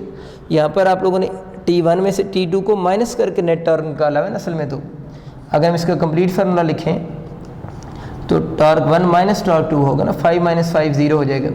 लेकिन उस केस में प्लस क्यों लिख रहे हैं, क्योंकि दोनों के टॉर्क का सेंस क्या है, सेम सेंस है। तो अब दोबारा निकालते हैं, टॉर्क निकालते कैसे हैं, वो तो वही फार्मूला है R इंटू एफ। इसका ज़रा देखें, R इसका 1 है, फोर्स 5 इंटू 1 5 प्लस 1 इंटू 5 5। तो इस केस में जो टोटल टार्क बनेगा वो 10 न्यूटन मीटर होगा, विच इज़ नॉट इक्वल 0। इसका मतलब ये है कि अगर इस बॉडी पर यूँ फोर्सेस लग रही होंगी तो सम ऑफ फोर्सेस तो 0 होगा, यानी सम ऑफ फोर्सेस से 0 आ रहा होगा। लेकिन नेट टॉर्क कह लें या सम ऑफ टॉर्क कह लें, नेट टॉर्क या आपका जो सम ऑफ टॉर्क होगा वो बच्चों 0 की इक्वल नहीं होगा। एक और छोटी सी बात ऐड कर देता हूँ, ये बेसिकली डायग्राम जो है, इस डायग्राम में आप ये भी तो कह सकते हैं ना, torque due to couple act कर रहा है। इस डायग्राम में torque due to couple act कर रहा है, तो आप एक शॉर्टकट याद रख लें, जब भी torque due to couple act करेगा किसी भी बॉडी पर, उस केस में सम ऑफ फोर्सेस तो 0 होगा, लेकिन उस केस में सम ऑफ टॉर्क जो होगा वो 0 की इक्वल नहीं होगा। बहुत सिंपल सा और बहुत अच्छा एक्सक्यूज़ है। इस बात को यूँ ही समझें ना, इस डायग्राम को आप कपल समझ लें, कपल है ना, कपल की सारी रिक्वायरमेंट पूरी हो रही है। तो इस डायग्राम में हम लोगों ने क्या प्रूव किया, सम ऑफ फोर्सेस ज़ीरो नहीं आया, लेकिन सम ऑफ फोर्सेस ज़ीरो है लेकिन सम ऑफ टॉर्क ज़ीरो की इक्वल नहीं है। तो इसका मतलब ये हुआ कि यहाँ से आप वही आइडिया ले सकते हैं कि कपल का जनरल क्वेश्चन भी आ जाए तो हम यही कहेंगे कि सम ऑफ फोर्सेस ज़ीरो होता है लेकिन सम ऑफ टॉर्क जो होगा वो ज़ीरो की इक्वल नहीं होगा। इससे मिलता जुलता एक और क्वेश्चन देख लेते हैं। देखिए इस डायग्राम में आपको एक चीज़ नज़र आ रही है, इससे नीचे जो डायग्राम है, इसने नीचे जो डायग्राम बनाई है उस डायग्राम में उसने एक बॉडी है, उसका भी रेडियस उसने 1 मीटर ही लिखा है और इस बॉडी पर 2 फोर्सेस लग रही हैं। ये फोर्स 2 न्यूटन है, ये वाली फोर्स भी 2 न्यूटन है। अब उसने इस केस में ये कहा है कि इस बॉडी पर एक्ट होने वाला आप लोग नेट टॉर्क कैलकुलेट करें, यानी नेट टॉर्क आप लोगों ने बताना है। अब देखना है कि टॉर्क की डायरेक्शन कौन सी होगी। फार्मूला तो हमें R इंटू एफ अब याद है। देखिए इसका अगर हम इस पॉइंट को पिवट लेते हैं तो रोटेशन की डायरेक्शन क्या बताइए, टुवर्ड्स पिवट। तो ये टुवर्ड्स पिवट ये वाली साइड बनती है, इसने इधर रोटेट करना है। इसकी टुवर्ड्स पिवट राइट साइड बनती है, इसने इस तरफ रोटेट करना है। तो दोनों के रोटेशन का सेंस या टॉर्क का सेंस एक दूसरे के अपोजिट है। इसका टॉर्क जो बन रहा है वो क्लॉकवाइज है, यानी इसका टॉर्क क्लॉकवाइज बन रहा है, TC मीन क्लॉकवाइज, और इस फोर्स का जो टॉर्क है वो एंटी क्लॉकवाइज है। अब दोनों के टॉर्क बारी बारी बच्चे हम कैलकुलेट कर लेते हैं। अगर हम एंटी क्लॉकवाइज वाली फोर्स का टॉर्क कैलकुलेट करेंगे R इंटू F1 उसे कह दें। R तो कितना है 1 मीटर आपको यहाँ पर गिवन है और F1 फोर्स ये वाली है ना, F1 फोर्स 2 न्यूटन हो जाएगी। तो यहाँ से जो टॉर्क बन रहा है आपका 2 इंटू 1 2 न्यूटन मीटर टॉर्क हो जाएगा, यानी इस केस में टॉर्क 2 न्यूटन मीटर है। अब अच्छा हम क्लॉकवाइज फोर्स जो है उसका टॉर्क चेक करते हैं। क्लॉकवाइज फोर्स के अगर हम टॉर्क की बात करें तो वो R इंटू F2 हो जाएगा। R तो वही पुराना है 1 है, लेकिन F2 जो है वो 5 गिवन है आपको। तो क्लॉकवाइज टॉर्क जो बनेगा उसका आंसर 5 न्यूटन मीटर हो जाएगा। इसका मतलब ये हुआ कि अब ये दोनों टॉर्क क्लॉकवाइज और एंटी क्लॉकवाइज की डायरेक्शन अपोजिट है। तो जब बच्चों अब नेट टॉर्क निकालने लगोगे हम लार्ज में से स्मॉल को माइनस कर देंगे। लेट से क्लॉकवाइज में से अगर हम एंटी क्लॉकवाइज को माइनस कर दें तो आपका आंसर क्या बनेगा, 5 माइनस 2 3 न्यूटन मीटर टॉर्क होगा। अब आपको खुद याद है कि 3 न्यूटन मीटर में लार्ज कौन सा बन रहा है, क्लॉकवाइज है। तो जो टॉर्क नेट बॉडी पर एक्ट करेगा वो कितना होगा, 3 न्यूटन मीटर होगा। और किस डायरेक्शन में होगा, क्लॉकवाइज डायरेक्शन में होगा। अब इधर इसको देखें, पहला ऑप्शन लिखा है 3 न्यूटन मीटर क्लॉकवाइज, तो हम इसका ऑप्शन ए चूज़ कर सकते हैं। लेकिन बी ऑप्शन को भी ज़रा देखें आप लोग, उसमें लिखा है -3 न्यूटन मीटर। तो मैंने आपको बच्चे एक चीज़ बताई थी कि जो क्लॉकवाइज टॉर्क होता है, क्लॉकवाइज टॉर्क को बाय कन्वेंशन हम लोग क्या लेते हैं, नेगेटिव लेते हैं। तो अगर 3 न्यूटन मीटर लिखा हुआ है क्लॉकवाइज वो ऑप्शन भी ठीक है, लेकिन अगर 3 के साथ क्या लिखा हुआ है, -3 लिखा हुआ है और क्लॉकवाइज नहीं लिखा हुआ तो माइनस साइन भी किस चीज़ को शो करेगा, क्लॉकवाइज को ही शो करेगा। तो इट मीन इसका ए ऑप्शन भी करेक्ट है और बच्चों बी ऑप्शन भी करेक्ट है। तो हम इसका जो ऑप्शन चूज़ करेंगे वो फिर सी ऑप्शन होगा, मीन इसका ए ऑप्शन भी करेक्ट है और बी ऑप्शन भी करेक्ट है। एक और बहुत इंपॉर्टेंट MCQs देखें, और ये थीम आप लोगों ने सही तरह अंडरस्टैंड करनी है। इस तरह के काफ़ी सारे क्वेश्चंस इंटरेस्ट यूनिवर्सिटी में आए हुए होते हैं। इस क्वेश्चन में आपको ये बात समझा रहा है, ए 20 ग्राम मास एक बॉडी है, उस बॉडी की मास 20 ग्राम मास है, is suspended from a uniform metre rod. और क्वेश्चन में गिवन है कि आपका यूनिफॉर्म मीटर रॉड है एट 15 सेंटीमीटर मार्क। ये ज़रा चीज़ समझे, आपके पास क्या चीज़ है, मीटर रॉड है। अगर मीटर रॉड है तो मैंने इसकी डायग्राम स्केच की है। अगर ये 0 पॉइंट है तो ये 100 सेंटीमीटर हो गया। 1 मीटर इक्वल टू 100 सेंटीमीटर होता है, तो ये 100 सेंटीमीटर का मैंने एक रॉड बना दिया। ये जो लफ्ज़ लिखा है 15 सेंटीमीटर मार्क, मार्क बेसिकली हम रेफरेंस पॉइंट को कहते हैं। यानी आप लोगों ने उसका 20 ग्राम की जो मास अटैच करनी है वो रेफरेंस पॉइंट से 15 सेंटीमीटर दूर अटैच करनी है। तो रेफरेंस पॉइंट हम इस 0 पॉइंट को कहते हैं। तो यूँ समझने कि यहाँ से यहाँ तक इसका डिस्टेंस 15 सेंटीमीटर है। मार्क पॉइंट ये वाला पॉइंट होगा, यानी 0 को आप समझ लें मार्क पॉइंट लेते हैं जहाँ से हम रीडिंग्स को नोट करते हैं। तो अगर हम इस 0 के रिस्पेक्ट से कर रहे हैं तो ये आपका मार्क पॉइंट होगा। और यहाँ से कितने सेंटीमीटर उसने बताया, 15 सेंटीमीटर वे उसने एक मास अटैच किया है जो कि कितने ग्राम है, M120 ग्राम उसकी मास है। ठीक हो गया। इसके बाद आगे वो कह रहे थे metre rod is balance, metre rod को उसने बैलेंस किया एट 40 सेंटीमीटर मार्क, यानी जो आपका रेफरेंस पॉइंट है वहाँ से 40 सेंटीमीटर उसने एक वेज रख कर उसको बैलेंस किया है। तो ये अगेन ये मार्क पॉइंट हो गया और ये उसने वेज रखा है और यहाँ से यहाँ तक डिस्टेंस उसका जो है 40 सेंटीमीटर बन गया है। इस वेज पॉइंट को या बैलेंस पॉइंट को से हम ए से डिनोट कर देते हैं। क्वेश्चन की तरफ आते हैं, वो पूछ क्या रहा है अब देखते हैं वो पूछ क्या रहा है। वो पूछ रहा है कि mark point find the weight of the rod, और क्वेश्चन में आपसे ये पूछ रहा है कि आप लोगों ने रॉड का वेट बताना है। देखिए क्वेश्चन में एक लफ्ज़ लिखा हुआ है यूनिफॉर्म रॉड है। अगर बच्चों ये यूनिफॉर्म रॉड है तो यूनिफॉर्म रॉड का जो सेंटर ऑफ जो वेट होगा वो कहाँ से एक्ट करेगा, उसके सेंटर ऑफ ग्रेविटी से एक्ट करेगा। तो अगर ये टोटल रॉड जो है इसकी लेंथ 0 से 1 मीटर रॉड है ना, 100 सेंटीमीटर है, और यूनिफॉर्म रॉड है तो इसका सेंटर ऑफ ग्रेविटी मिडल पे एक्ट करेगा। मिडल पे एक्ट करने का मतलब है कि इसका यहाँ से डिस्टेंस जो बनेगा वो 50 सेंटीमीटर इसका डिस्टेंस हो जाएगा। अब क्वेश्चन उसका ये है कि इसका find the weight of the rod, यानी रॉड का वेट बताएं। रॉड का वेट बताने के लिए आप लोगों ने इसके ऊपर कंडीशन एक अप्लाई करनी है which is called principle of moments. Principle of moments क्या है, इसको इधर हम जल्दी से देखते हैं। प्रिंसिपल मोमेंट्स बच्चे ये होता है कि सम ऑफ क्लॉकवाइज टॉर्क, यानी sum of clockwise torque equal to होते हैं sum of anti clockwise torque, यानी सम ऑफ क्लॉकवाइज टॉर्क आपके इक्वल टू होंगे सम ऑफ किसके, एंटी क्लॉकवाइज टॉर्क के इक्वल होंगे। इस कंडीशन को हम बोलते हैं प्रिंसिपल ऑफ मोमेंट्स भी से कहते हैं। अब जरा देखिए इस डायग्राम के अकॉर्डिंग इसमें तो 2 ही टॉर्क हैं, क्योंकि अगर हम इस ए पॉइंट को पिवट पॉइंट ले लेते हैं, यानी पिवट पॉइंट आप लोगों ने इस कंडीशन के लिए पिवट पॉइंट मस्ट अज्यूम करना होता है। तो हम यहाँ पर लेट कर लेते हैं, लेट ए इज पिवट। अगर ये आपका पिवट पॉइंट है तो यहाँ पर अब देखना कितने फोर्सेस हैं, जितनी फोर्सेस होंगी उतने टॉर्क होंगे। तो एक पिवट पॉइंट के राइट साइड पे फोर्स है और एक पिवट पॉइंट के लेफ्ट साइड पे फोर्स है, और हमसे ये डिमांड किया गया इस रॉड का वेट बताएं। हम सपोज कर लेते हैं जिस ब्लॉक की मास 20 ग्राम मास है ब्लॉक की यहाँ पर जो अटैच हो रहा है, इस ब्लॉक का जो वेट होगा ना उसको W प्राइम से डिनोट कर लेते हैं, यानी इस मास को वेट यानी फोर्स की फॉर्म में शो कर देते हैं, और उसकी सिंबल मैंने W प्राइम लिखी। अब बच्चे ये चीज़ है कि आप लोगों ने देखना है कि क्लॉकवाइज टॉर्क कौन से और एंटी क्लॉकवाइज टॉर्क कौन से हैं, तो उसके लिए आपको उस फोर्स की रोटेशन देखनी होगी। तो मुझे सिर्फ आप ये बताएं कि ये वाली जो फोर्स है, यानी जो वेट उस रॉड का वेट है, वेट भी बेसिकली फोर्स है, इसकी रोटेशन किधर होगी, टुवर्ड्स पिवट पॉइंट होगी। तो देखें ये टुवर्ड्स पिवट पॉइंट बन रहा है, तो इसकी रोटेशन जो होगी वो कौन सी बनेगी, फिर क्लॉकवाइज होगी।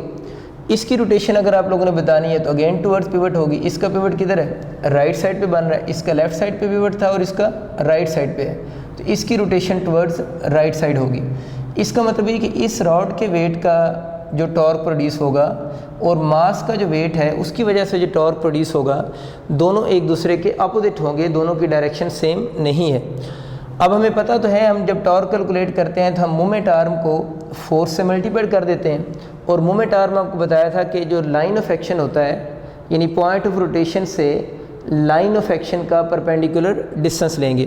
ज़रा बात ध्यान से देखें। अब हमें इस फोर्स का यानी वेट जो है इसका पिवट पॉइंट से डिस्टेंस चाहिए। पिवट पॉइंट से इसका डिस्टेंस ये वाला बनेगा ना, ये इसका पिवट पॉइंट है तो ये वाला डिस्टेंस होगा, आपको ये डिस्टेंस चाहिए।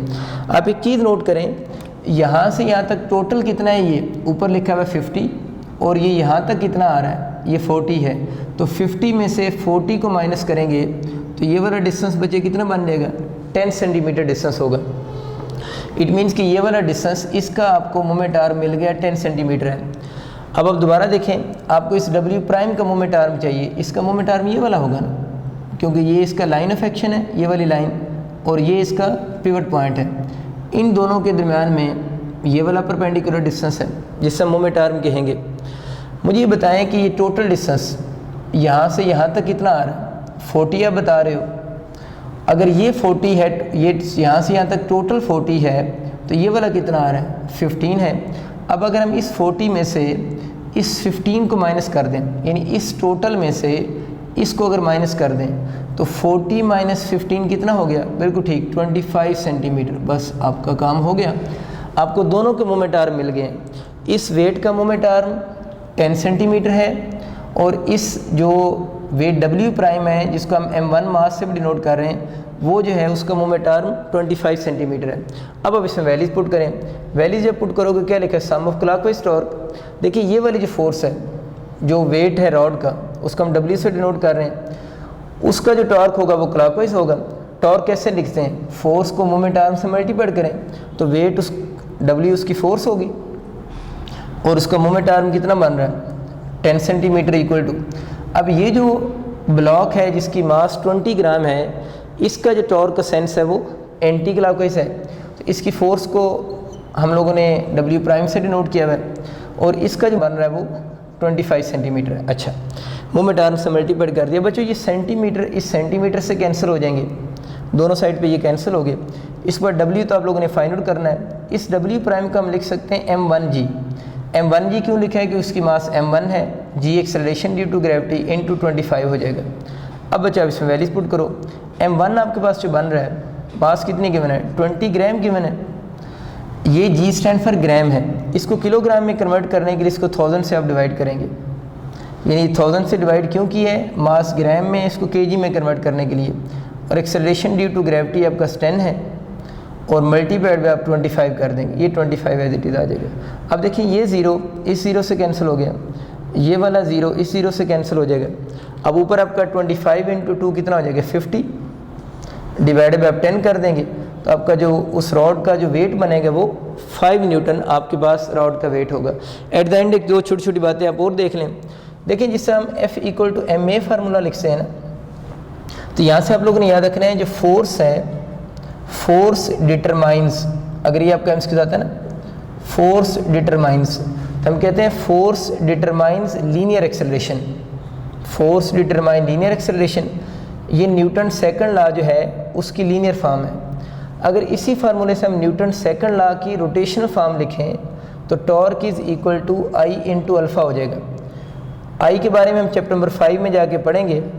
आई बच्चों यहाँ पर मोमेंट ऑफ इनर्शिया है, तो जिस तरह ये मैंने एमसीक्यूज लिखे ना फोर्स डिटरमाइन, तो आप लोगों ने बोला लीनियर एक्सेलरेशन, इसी तरह अगर आपका एमसीक्यूज आता है टॉर्क डिटरमाइंस, तो आप लोगों ने याद रखना है टॉर्क डिटरमाइंस एंगुलर एक्सेलरेशन, क्योंकि अल्फा सिंबल किस एक्सेलरेशन की है, एंगुलर एक्सेलरेशन की है। जिस तरह फोर्स डिटरमाइन करती है लीनियर एक्सेलरेशन को, इसी तरह टॉर्क डिटरमाइन करता है एंगुलर एक्सेलरेशन को। और एक और आप लोगों ने चीज़ याद रखनी है, लीनियर मोशन में जो रोल फोर्स का है, एंगुलर मोशन में वही रोल कौन प्ले कर रहा होता है, टॉर्क प्ले कर रहा होता है। और लीनियर मोशन में जो रोल मास का है, एंगुलर मोशन में वही रोल जो है वो मोमेंट ऑफ इनर्शिया का होगा। ये चंद पॉइंट्स आप लोगों ने इसके माइंड में रखने। अब बच्चों हम बात करते हैं कुलियन, कि कुलियन क्या चीज़ है ना, बहुत इंपॉर्टेंट टॉपिक है इंटरेस्ट पॉइंट ऑफ व्यू से। कुलियन को सबसे पहले मैंने आपकी इसकी डेफिनेशन बोर्ड पे लिखी है, मैंने इसमें लिखा है इंटरेक्शन बिटवीन टू बॉडीज़, यानी टू बॉडीज़ का जो आपस में इंटरेक्शन होता है उसी इंटरेक्शन को हम लोग कुलियन कहते हैं। अब बहुत सारे बच्चों के माइंड में कुलियन के बारे में यही कंसेप्ट बना हुआ है कि सपोज करें एक बॉडी है, इसकी मास m1 है, ये मूव कर रही है, और ये जब ये किसी दूसरे बॉडी सपोज करते हैं उसकी मास m2 है, इसके ऊपर जब जाकर हिट करेगी तभी ही कुलियन होगा, यानी वो इस इंटरेक्शन को हमेशा हिट करने के सेंस में ही ले रहे होते हैं। ये बात रॉन्ग तो नहीं, बात अपनी जगह ठीक है, लेकिन ये बात थोड़ी सी चार्जेस के लिए डिफरेंट हो जाती है, यानी चार्जेस के लिए इस बात को हम थोड़ा डिफरेंट एंगल से देखते हैं, उस पर भी हम बात करते हैं। तो चार्जेस के लिए मैंने एक और बात लिखी है, एक तो बात ये होगी कि कुलियन है क्या, इंटरेक्शन बिटवीन टू बॉडीज़ को हम कुलियन का नाम देते हैं। अब मैंने एक बात लिखी फिजिकल कॉन्टैक्ट की, थोड़ी सी बात करते हैं कि जिस तरह यहाँ पर तो ये इसके ऊपर हिट हो रहा है, हिट होने के मतलब फिजिकल कॉन्टैक्ट हो रहा है, जिसको हम कुलियन बोल रहे हैं। लेकिन मैंने आपके लिए चार्जेस के बारे में लिखा है कि physical contact is not necessary in case of charges, यानी अगर हम चार्जेस की बात करें तो चार्जेस के केस में फिजिकल कॉन्टैक्ट नेसेसरी नहीं भी होता।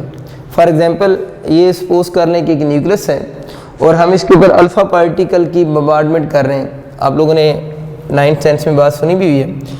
जब हम अल्फ़ा पार्टिकल को मूव करवाएंगे टुवर्ड्स अ हैवी न्यूक्लियस, तो क्या होगा कि इस न्यूक्लियस के अराउंड इसका अपना स्ट्रॉन्ग इलेक्ट्रिक फील्ड है, इस इलेक्ट्रिक फील्ड की रिपल्शन की वजह से बहुत सारे अल्फ़ा पार्टिकल यहाँ से बेंड हो जाएंगे, यानी वो अल्फ़ा पार्टिकल आकर फिजिकली न्यूक्लियस के ऊपर हिट नहीं कर रहे, बल्कि बहुत सारे अल्फ़ा पार्टिकल विदाउट हीटिंग ही क्या हो रहे हैं, बेंड हो रहे हैं। अगर किसी भी केस में किसी पार्टिकल का पाथ ऑफ मोशन जो है वो अट्रैक्शन या रिपल्शन की वजह से क्या हो जाए, चेंज हो जाए, तो तो उसको भी हम नाम किसका देते हैं, कोलिजन का ही नाम देते हैं। तो इसलिए याद रखना है कि इंट्रैक्शन जो होती है उसमें फिजिकल कांटेक्ट अगर ना भी हो तो तब भी हम उसको कोलिजन ही कंसिडर करेंगे, लेकिन कंडीशन ये है कि ड्यूरिंग देयर मोशन उनके पाथ ऑफ मोशन अट्रैक्शन या रिपल्शन की वजह से क्या हो रहे हो, चेंज हो रहे हो। चार्जेस वाली बात मैंने इसलिए लिखी है कि ये वाला फिनोमेना हम प्रोमिनेंट ऑब्जर्व करते हैं चार्जेस के अंदर। जिस तरह अल्फ़ा पार्टिकल को जब हम हैवी न्यूक्लियस की तरफ बम्बार्डमेंट करते हैं तो बहुत सारे अल्फ़ा पार्टिकल न्यूक्लियस के ऊपर स्ट्राइक किए बिना ही अपने पाथ को बेंड कर लेते हैं due to repulsion of its electric field. तो ये बात ये क्लियर कर लेनी है कि फिजिकल कॉन्टैक्ट जो होता है वो यूजली नेसेसरी नहीं होता। लेकिन अब मैं ये नहीं कह रहा कि अगर फिजिकल कांटेक्ट होगा तो उसे कोलिजन नहीं बोलेंगे, फिर भी उसे क्या कहेंगे, कोलिजन ही कहेंगे। लेकिन विदाउट फिजिकल कांटेक्ट जिस तरह यहाँ पर पाथ ऑफ मोशन चेंज हो रहा है, अगर ऐसे पाथ ऑफ मोशन चेंज हो जाए तो इसे भी हम कोलिजन ही कंसिडर करेंगे। तो अगर इस तरह की कोई डायग्राम एमसीक्यूज में आ जाती है और आपसे पूछा जाता है कि हम इसको कोलिजन कंसिडर करेंगे या नहीं करेंगे, तो आप लोगों ने येस में आंसर चूज़ करना है कि इसको भी हम कोलिजन कंसिडर करेंगे। ये कंसेप्ट आप लोगों ने अब माइंड में रखना है। अब बच्चे चलते हैं कोलिजन की टाइप्स के ऊपर। बहुत आसान सी बात है, कोलिजन की 2 टाइप्स हैं, एक को हम इलास्टिक कोलिजन बोलते हैं, एक को हम इनइलास्टिक कोलिजन कहते हैं। इलास्टिक कोलिजन के अंदर 3 मेन लॉज जो होते हैं वो कंजर्व रहते हैं। एक काइनेटिक एनर्जी कंजर्व होती है, एक मोमेंटम भी कंजर्व रहता है और ईटी मीन टोटल एनर्जी भी कंजर्व रहती है। ऐसे कोलिजन को हम इलास्टिक कोलिजन कहते हैं। और इलास्टिक कोलिजन के बारे में जब हम बात करते हैं हम कहते हैं no sound and heat produce. यानी इलास्टिक कोलिजन एक ऐसा कोलिजन है जिसमें जब बॉडीज कोलाइड करते हैं ना तो हीट प्रोड्यूस होती है ना साउंड प्रोड्यूस होती है। इसकी एग्जांपल मैंने लिखा है कोलिजन बिटवीन गैस मॉलिक्यूल्स या आइडियल गैस मॉलिक्यूल भी आप कह सकते हैं कि गैस के मॉलिक्यूल्स ज़रा इमेजिन करो ना, जब कोलाइड करते हैं तो उनकी कोलिजन से जो हीट या साउंड प्रोड्यूस होती है वो नेग्लिजिबल होती है, हम उसे निगलेक्ट करते हैं। तो ये बात मैं यहाँ पर भी कर रहा हूँ कि इस केस में अगर गैस के मॉलिक्यूल्स कोलाइड कर रहे हैं तो हम ये कहेंगे ना साउंड प्रोड्यूस हो रही है ना हीट प्रोड्यूस हो रही है। इन शॉर्ट ये कहना चाह रहा हूँ कि किसी तरह के एनर्जी का कोई लॉस नहीं आ रहा, जिसकी वजह से ये तीनों लॉस कंजर्व रहेंगे। बस ये आप लोगों ने एमसीक्यूज़ के लिए बात याद रखनी है। अगर आता है कि इन इलास्टिक कोलिजन में कौन सा लॉस कंजर्व रहते हैं, तो law of conservation of kinetic energy, momentum and total energy all are conserved. लेकिन बच्चों जब हम इन इलास्टिक कोलिजन की बात करते हैं तो बस एक डिफरेंस आता है ये वाला, इस इलास्टिक कोलिजन में काइनेटिक एनर्जी कंजर्व है, लेकिन इन इलास्टिक कोलिजन में याद रखना है काइनेटिक एनर्जी कंजर्व नहीं है। एक बात इंपॉर्टेंट। दूसरी बात ये याद रखनी है कि ये दोनों लॉ सेम है, इधर भी कंजर्व है मोमेंटम, इधर भी कंजर्व है, इधर भी टोटल कंजर्व है, इधर भी टोटल कंजर्व है। तो जब एमसीक्यूज आएगा तो इस चीज़ का ख्याल रखना है कि अगर आपसे पूछता है कि इलास्टिक और इन इलास्टिक में कंजर्व क्या चीज़ है और क्या नहीं है, ये दोनों तो हमेशा कंजर्व रहेंगे। इशू सिर्फ किस एनर्जी का आएगा, काइनेटिक एनर्जी का। काइनेटिक एनर्जी इस इलास्टिक में कंजर्व होगी, इन इलास्टिक में काइनेटिक एनर्जी कंजर्व नहीं होगी। एक तो ये बात होगी। दूसरा बच्चे इसमें हम लोगों ने बोला था no sound and heat produce, इसमें हम कहते हैं साउंड भी प्रोड्यूस होगी और हीट भी क्या होगी, प्रोड्यूस होगी। और इसकी बड़ी बेसिक सी एग्जांपल मैंने लिखी, कोलिजन बिटवीन 2 कार्स। खुद सोचो ना, 2 कार्स अगर आपस में कोलाइड करती हैं तो जब कार्स कोलाइड करेंगी उससे साउंड भी प्रोड्यूस होगी और उससे हीट भी प्रोड्यूस होगी। तो इस वजह से हम कहते हैं कि इसमें हुआ ये है कि जब 2 कार्स ने या कोई से 2 हैवी बॉडीज़ ने आपस में कोलाइड किया है तो जो साउंड और हीट प्रोड्यूस हो रही है वो बेसिकली एनर्जी की ही फॉर्म है। तो वो एनर्जी फिर सिस्टम से निकल कर कुछ इसका पार्ट किस में चला गया है, सराउंडिंग में चला गया है, जिसकी वजह से यहाँ पर काइनेटिक एनर्जी कंजर्व नहीं रही। अगेन रिपीट कर रहा हूँ कि जब कोलिजन हुआ है तो एनर्जी का कुछ पार्ट, साउंड भी एनर्जी है, हीट भी एनर्जी है, तो सिस्टम की एनर्जी का कुछ पार्ट किस में चला गया, सराउंडिंग में चला गया है, जिसकी वजह से काइनेटिक एनर्जी कंजर्व नहीं रही। अब बहुत सारे बच्चे इस बात को यूँ सोचते हैं, वो ये कहते हैं देखें काइनेटिक एनर्जी का फॉर्मूला तो हाफ mv² होता है, इसमें भी m और v है। मोमेंटम का फॉर्मूला भी तो m और v होता है। अगर यहाँ पर कुछ एनर्जी सराउंडिंग में चली गई है तो इसमें भी तो m और v आते हैं, इसमें भी m और v आते हैं। तो जब काइनेटिक एनर्जी कंजर्व नहीं रही तो फिर आप कैसे कह रहे हैं कि मोमेंटम कंजर्व है, क्योंकि दोनों में m और v तो सेम आ रहे हैं। तो बच्चे इस कंसेप्ट को आप कुछ यूँ समझ सकते हैं कि लॉज जो होते हैं, कुछ लॉज सिर्फ सिस्टम के ऊपर अप्लाई होते हैं और कुछ लॉज सिस्टम प्लस सराउंडिंग दोनों के ऊपर अप्लाई होते हैं। तो जो काइनेटिक एनर्जी का लॉ है, law of conservation of kinetic energy, वो प्रॉपर्टी है सिर्फ सिस्टम की। देखिए 2 कार्स हैं, वो मूव कर रही हैं, वो कार दोनों सिस्टम है, उनके पास एनर्जी है। आज जब कोलिजन हुआ है तो कार के पास कुछ एनर्जी अभी भी है जो कि सिस्टम की एनर्जी है, लेकिन कुछ एनर्जी सराउंडिंग में चली गई है, साउंड और हीट की फॉर्म में यूजली। इसका मतलब ये हुआ कि सिस्टम की एनर्जी कंजर्व नहीं रही, और सिस्टम के ऊपर जो लॉ अप्लाई होता है वो काइनेटिक एनर्जी है। तो जब टू कार्स का कोलिजन हुआ तो सिस्टम की एनर्जी सराउंडिंग में चली गई। तो हम लोगों ने कहा काइनेटिक एनर्जी कंजर्व तो नहीं रही, लेकिन जब उसी कोलिजन के ऊपर मोमेंटम अप्लाई करेंगे, यानी law of conservation momentum apply करेंगे, तो उस वक्त वो दोनों कार यानी सिस्टम की एनर्जी और प्लस हम सराउंडिंग की एनर्जी को भी काउंट करेंगे, यानी सराउंडिंग के पास जो एनर्जी गई है उसको भी हम यूज़ करेंगे। तो मोमेंटम और टोटल एनर्जी दोनों केसेस में इसलिए कंजर्व रहते हैं कि ये सिस्टम के ऊपर भी अप्लाई होते हैं और सराउंडिंग के ऊपर भी अप्लाई होते हैं, लेकिन काइनेटिक एनर्जी जो है वो सिर्फ लॉ किस चीज़ का है, सिस्टम का लॉ है। बस ये उम्मीद है आपको कन्फ्यूजन क्लियर हो चुकी होगी। एक बहुत फेमस थ्योरम है elastic collision in one dimension का, आप इसको एफएससी में प्रूव भी करते हैं। आपका लॉन्ग क्वेश्चन है, मैंने उसकी फाइनल स्टेटमेंट लिख दी है। मैंने लिख दिया कि ये थ्योरम ये है कि speed of approach equal to होगी स्पीड ऑफ सेपरेशन के। ये सिर्फ अप्लाई होगा जब इलास्टिक कोलिजन होगा, और दूसरी बात यह है कि वन डायमेंशन में होगा। एक बात होगी, स्पीड ऑफ सेपरेशन के लिए लोग वर्ड स्पीड ऑफ रिसेशन भी यूज़ करते हैं, यानी स्पीड ऑफ सेपरेशन भी से कहते हैं, स्पीड ऑफ रिसेशन भी कह देते हैं।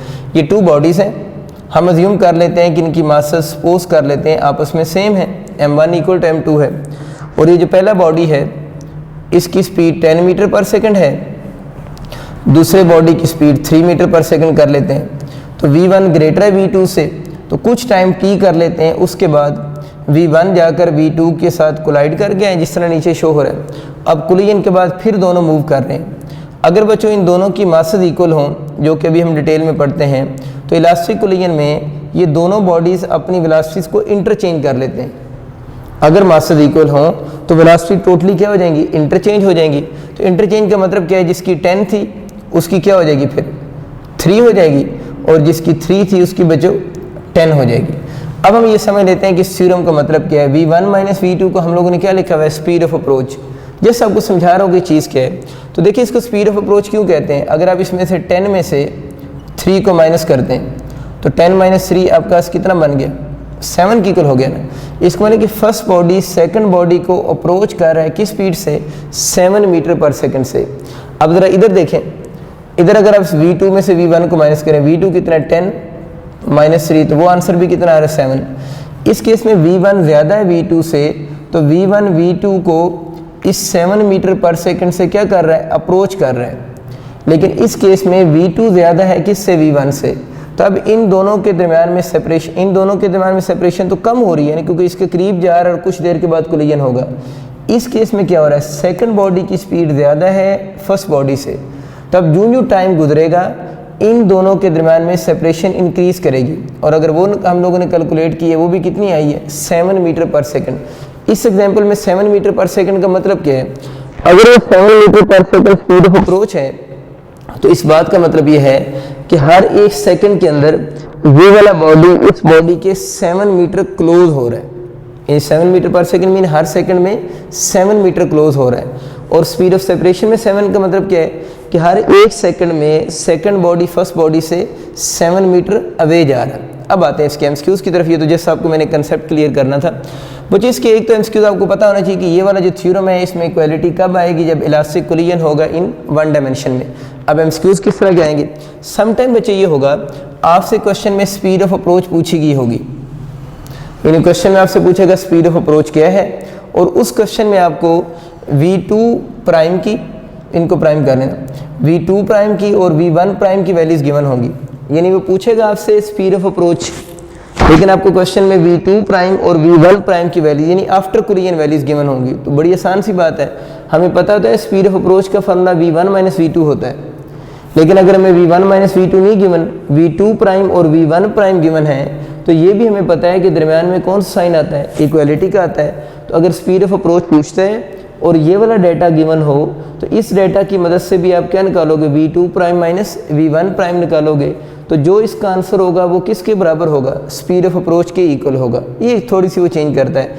या कभी कभार बच्चों आपसे ये पूछ लेता है, स्पीड ऑफ सेपरेशन पूछ लेता है, और आपको v2 प्राइम और v1 प्राइम की बजाय v1 और v2 गिवन होते हैं, तो फिर भी आप उनको ईजिली कैलकुलेट कर सकते हैं। या इस इक्वेशन में अब देखिए आपका 4 वेरिएबल है 1 2 3 4। अगर elastic collision in one dimension में से आपको इनमें से कोई एक आपसे अननोन कर दे और बाकी आपको कोई से 3 गिवन हो, तो इस इक्वेशन को यूज़ करके उस अननोन को भी हम इजीली कैलकुलेट कर सकते हैं। तो इससे रिलेटेड जो मैंने क्वेश्चन बोले हैं आपको मेरी एमसीक्यूज़ की बुक में वो सारों की प्रैक्टिस के लिए काफ़ी सारे एमसीक्यूज़ मिल जाएंगे। बस इन आइडियाज़ को आप लोगों ने थोड़ा सा माइंड में रखना है और जब आप अप्लाई करेंगे तो आप उन क्वेश्चन को ईजिली सॉल्व कर लेंगे। अब बच्चों हम कोलिजन का वो पोर्शन डिस्कस करते हैं जिसके ज़्यादातर इंटरेस्ट में क्वेश्चन आते हैं। पहला जो पोर्शन अभी मैंने आपको डिस्कस किया है उसके वर्ड प्रॉब्लम यूजुअली आते हैं, वो हम क्लियर कर चुके हैं।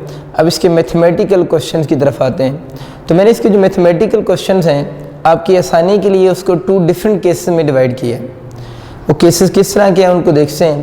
पहला केस बच्चे मैंने इस तरह लिया है कि अगर आपको क्वेश्चन में ये हिंट गिवन हो, यानी आप लोगों ने किसी क्वेश्चन की स्टेटमेंट पढ़ी और उस स्टेटमेंट में आपको ये हिंट गिवन है कि जो बॉडीज़ आपस में कोलाइड कर रहे हैं उन बॉडीज़ की मासेस सेम है। यानी क्वेश्चन की आप स्टेटमेंट पढ़ रहे हैं और उस स्टेटमेंट में किसी जगह आपको ये वर्ड हिंट मिल गया कि वो जो बॉडीज़ आपस में कोलाइड कर रहे हैं उन बॉडीज़ की मासेस आपस में सेम है।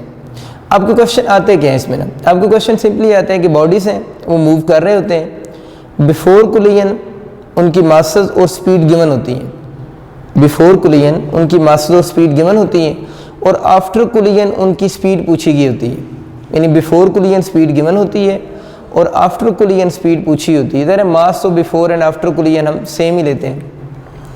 तब हमने आंसर क्वेश्चन का कैसे करना है, एक तो इसका है कि हम प्रॉपर फार्मूला यूज़ करके करें, तो प्रॉपर फार्मूला से क्वेश्चन बहुत मुश्किल हो जाता है। तो इसका आसान हल जो मैंने अभी रिपीट किया है कि अगर आपको क्वेश्चन में ये हिंट गिवन हो कि बॉडीज़ की क्या सेम है, मासेस सेम है, जिस तरह पहला हिंट मैंने लिखा है बोर्ड पे केस 1 में, हिंट मीन क्वेश्चन का पता कैसे चलेगा कि इस मेथड से उसको सॉल्व करना है। हिंट ये है कि when 2 bodies have equal masses, अगर 2 बॉडीज़ की इक्वल मासेस हों, तो मैंने आपको बताया हमसे क्वेश्चन में क्या पूछा जाएगा, उन कोलाइडिंग बॉडीज़ की आफ्टर कोलिजन वेलोसिटी पूछी जाती है।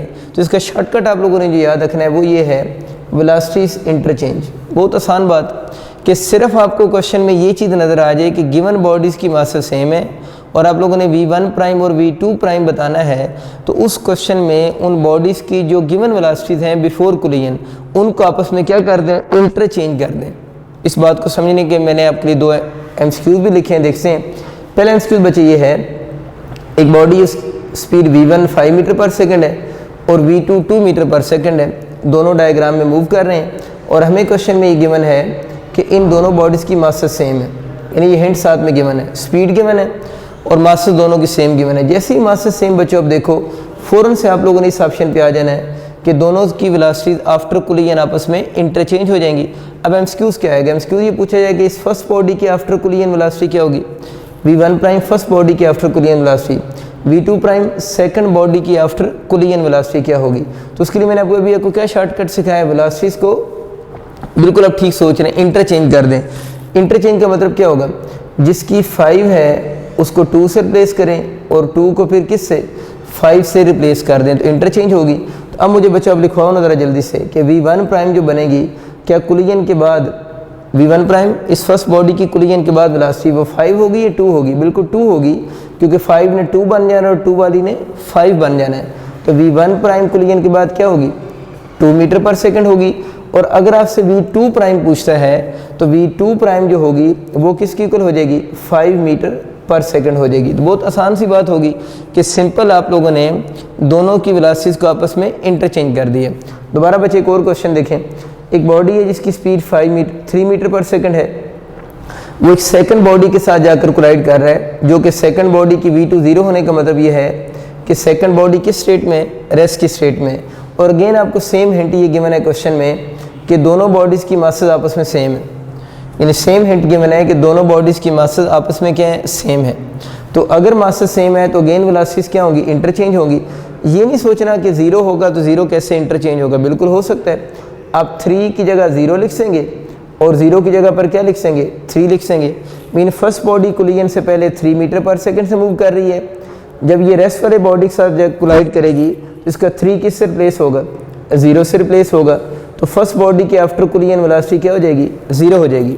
और अब बच्चों जो सेकंड बॉडी है जो कि रेस्ट में था उसकी फिर कितनी हो जाएगी, 3 मीटर पर सेकंड हो जाएगी। तो बहुत आसान सा कंसेप्ट है आप लोगों के लिए कि सिंपल आप लोगों ने वेलोसिटीज को इंटरचेंज करना है। इस बात की फिजिकल मीनिंग ये है, कोलिजन से पहले जो बॉडी मूव कर रहा था और ये वाला बॉडी रेस्ट में था, तो कोलिजन के बाद मूविंग बॉडी किस में आ जाएगा, रेस्ट में आ जाएगा, और जो रेस्ट में था वो फर्स्ट बॉडी की वेलोसिटी से क्या करेगा, मूव करेगा।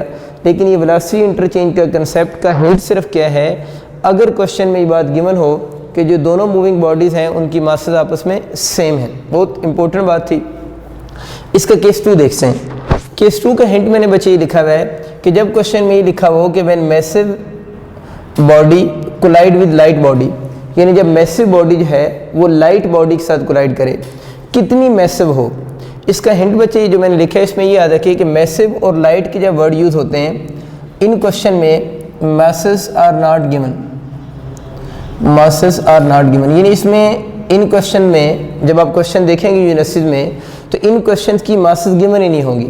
सिर्फ क्वेश्चन में ये वर्ड यूज़ होगा मैसिव बॉडी और लाइट बॉडी। वैसे मैं समझाने के लिए आपको एग्जांपल देता हूँ। ये ऐसे ही केस है, यूँ समझिए कि आपके सामने एक ट्रक खड़ा हुआ है और ट्रक के ऊपर आप एक बॉल को थ्रो कर रहे हैं, यानी ट्रक जो है वो मैसिव बॉडी है और जो बॉल आप ले रहे हैं वो एक लाइट बॉडी है। लेकिन क्वेश्चन में आपको ये मासेस वाली बात नहीं गिवन होगी।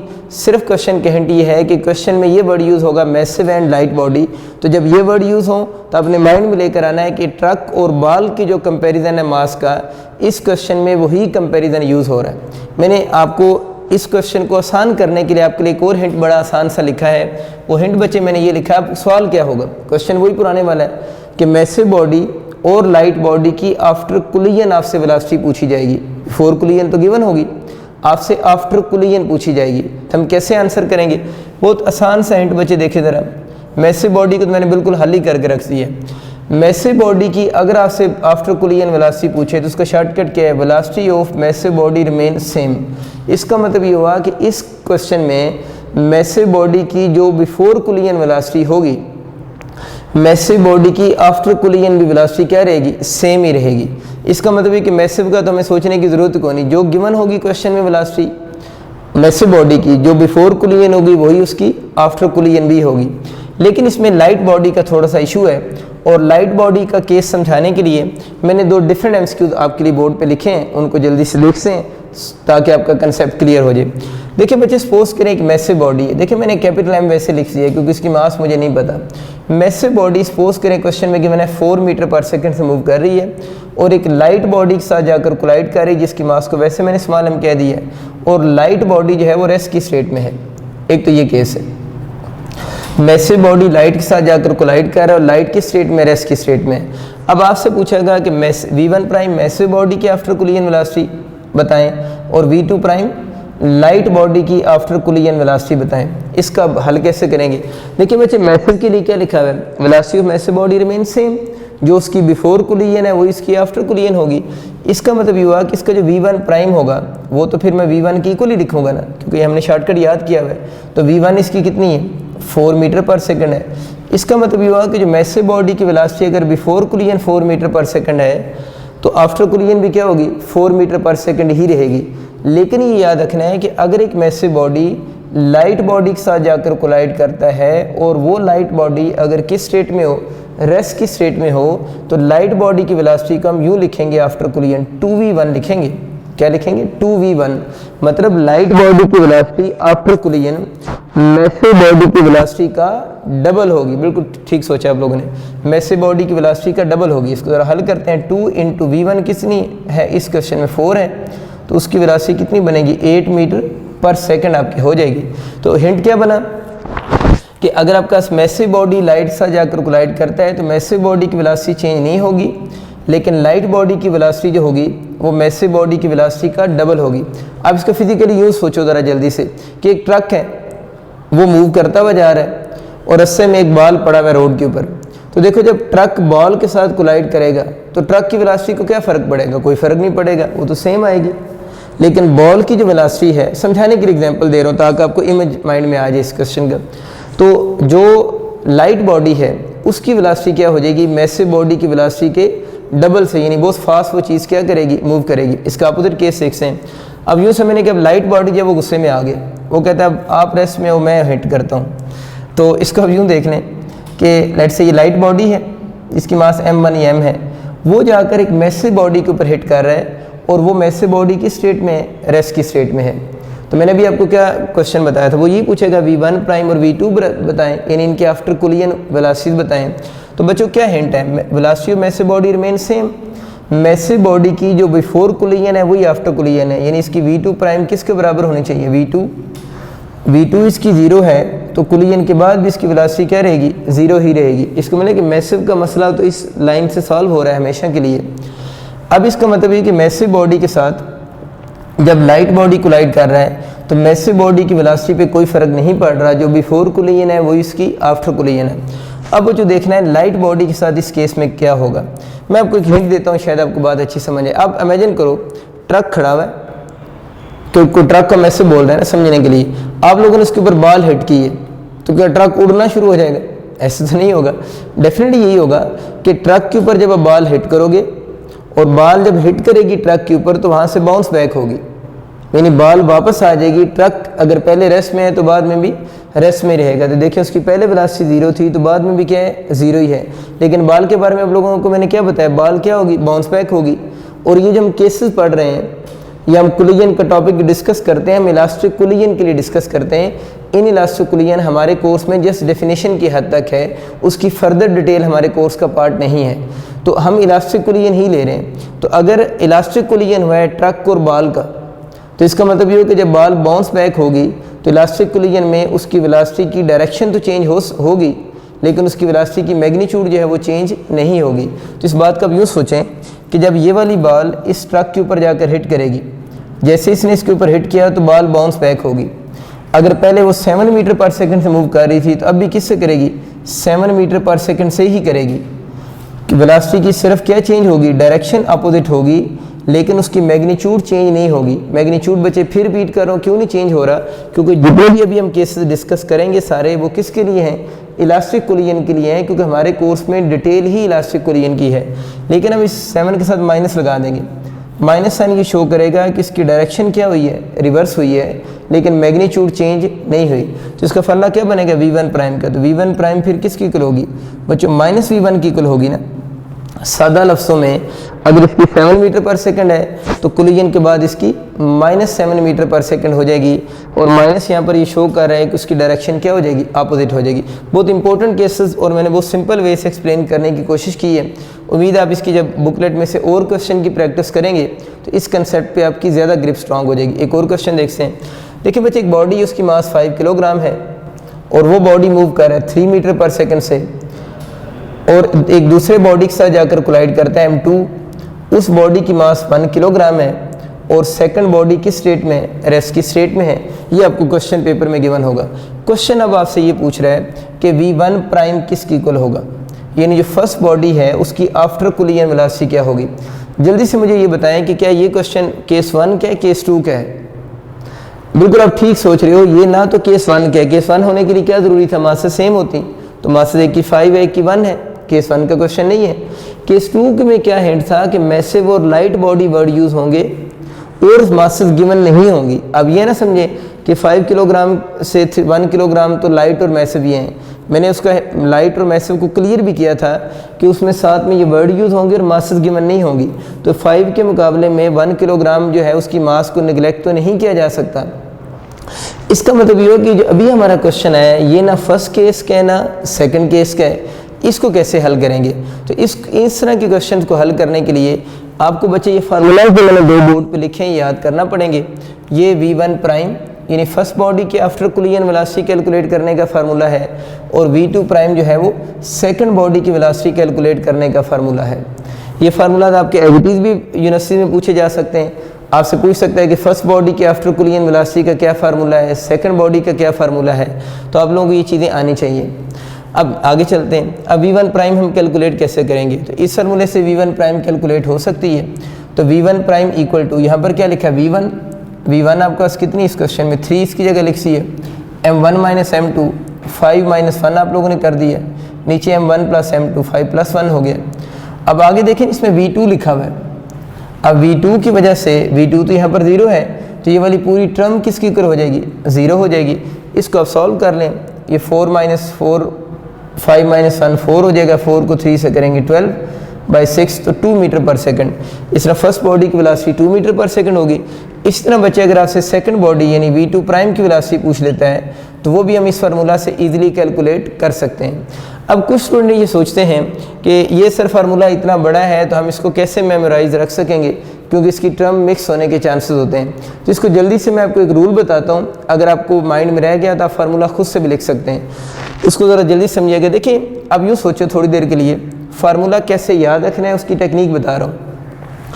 v1 प्राइम का फार्मूला लिखना हो या v2 प्राइम का लिखना हो, सबके नीचे m1 plus m2 m1 plus m2 आप सबके नीचे लिख सें, यानी माइंड में लाएं कि आप लोगों ने v1 प्राइम का लिखना है या v2 प्राइम का, तो सबके नीचे m1 plus m2 m1 plus m2 आ जाएगा।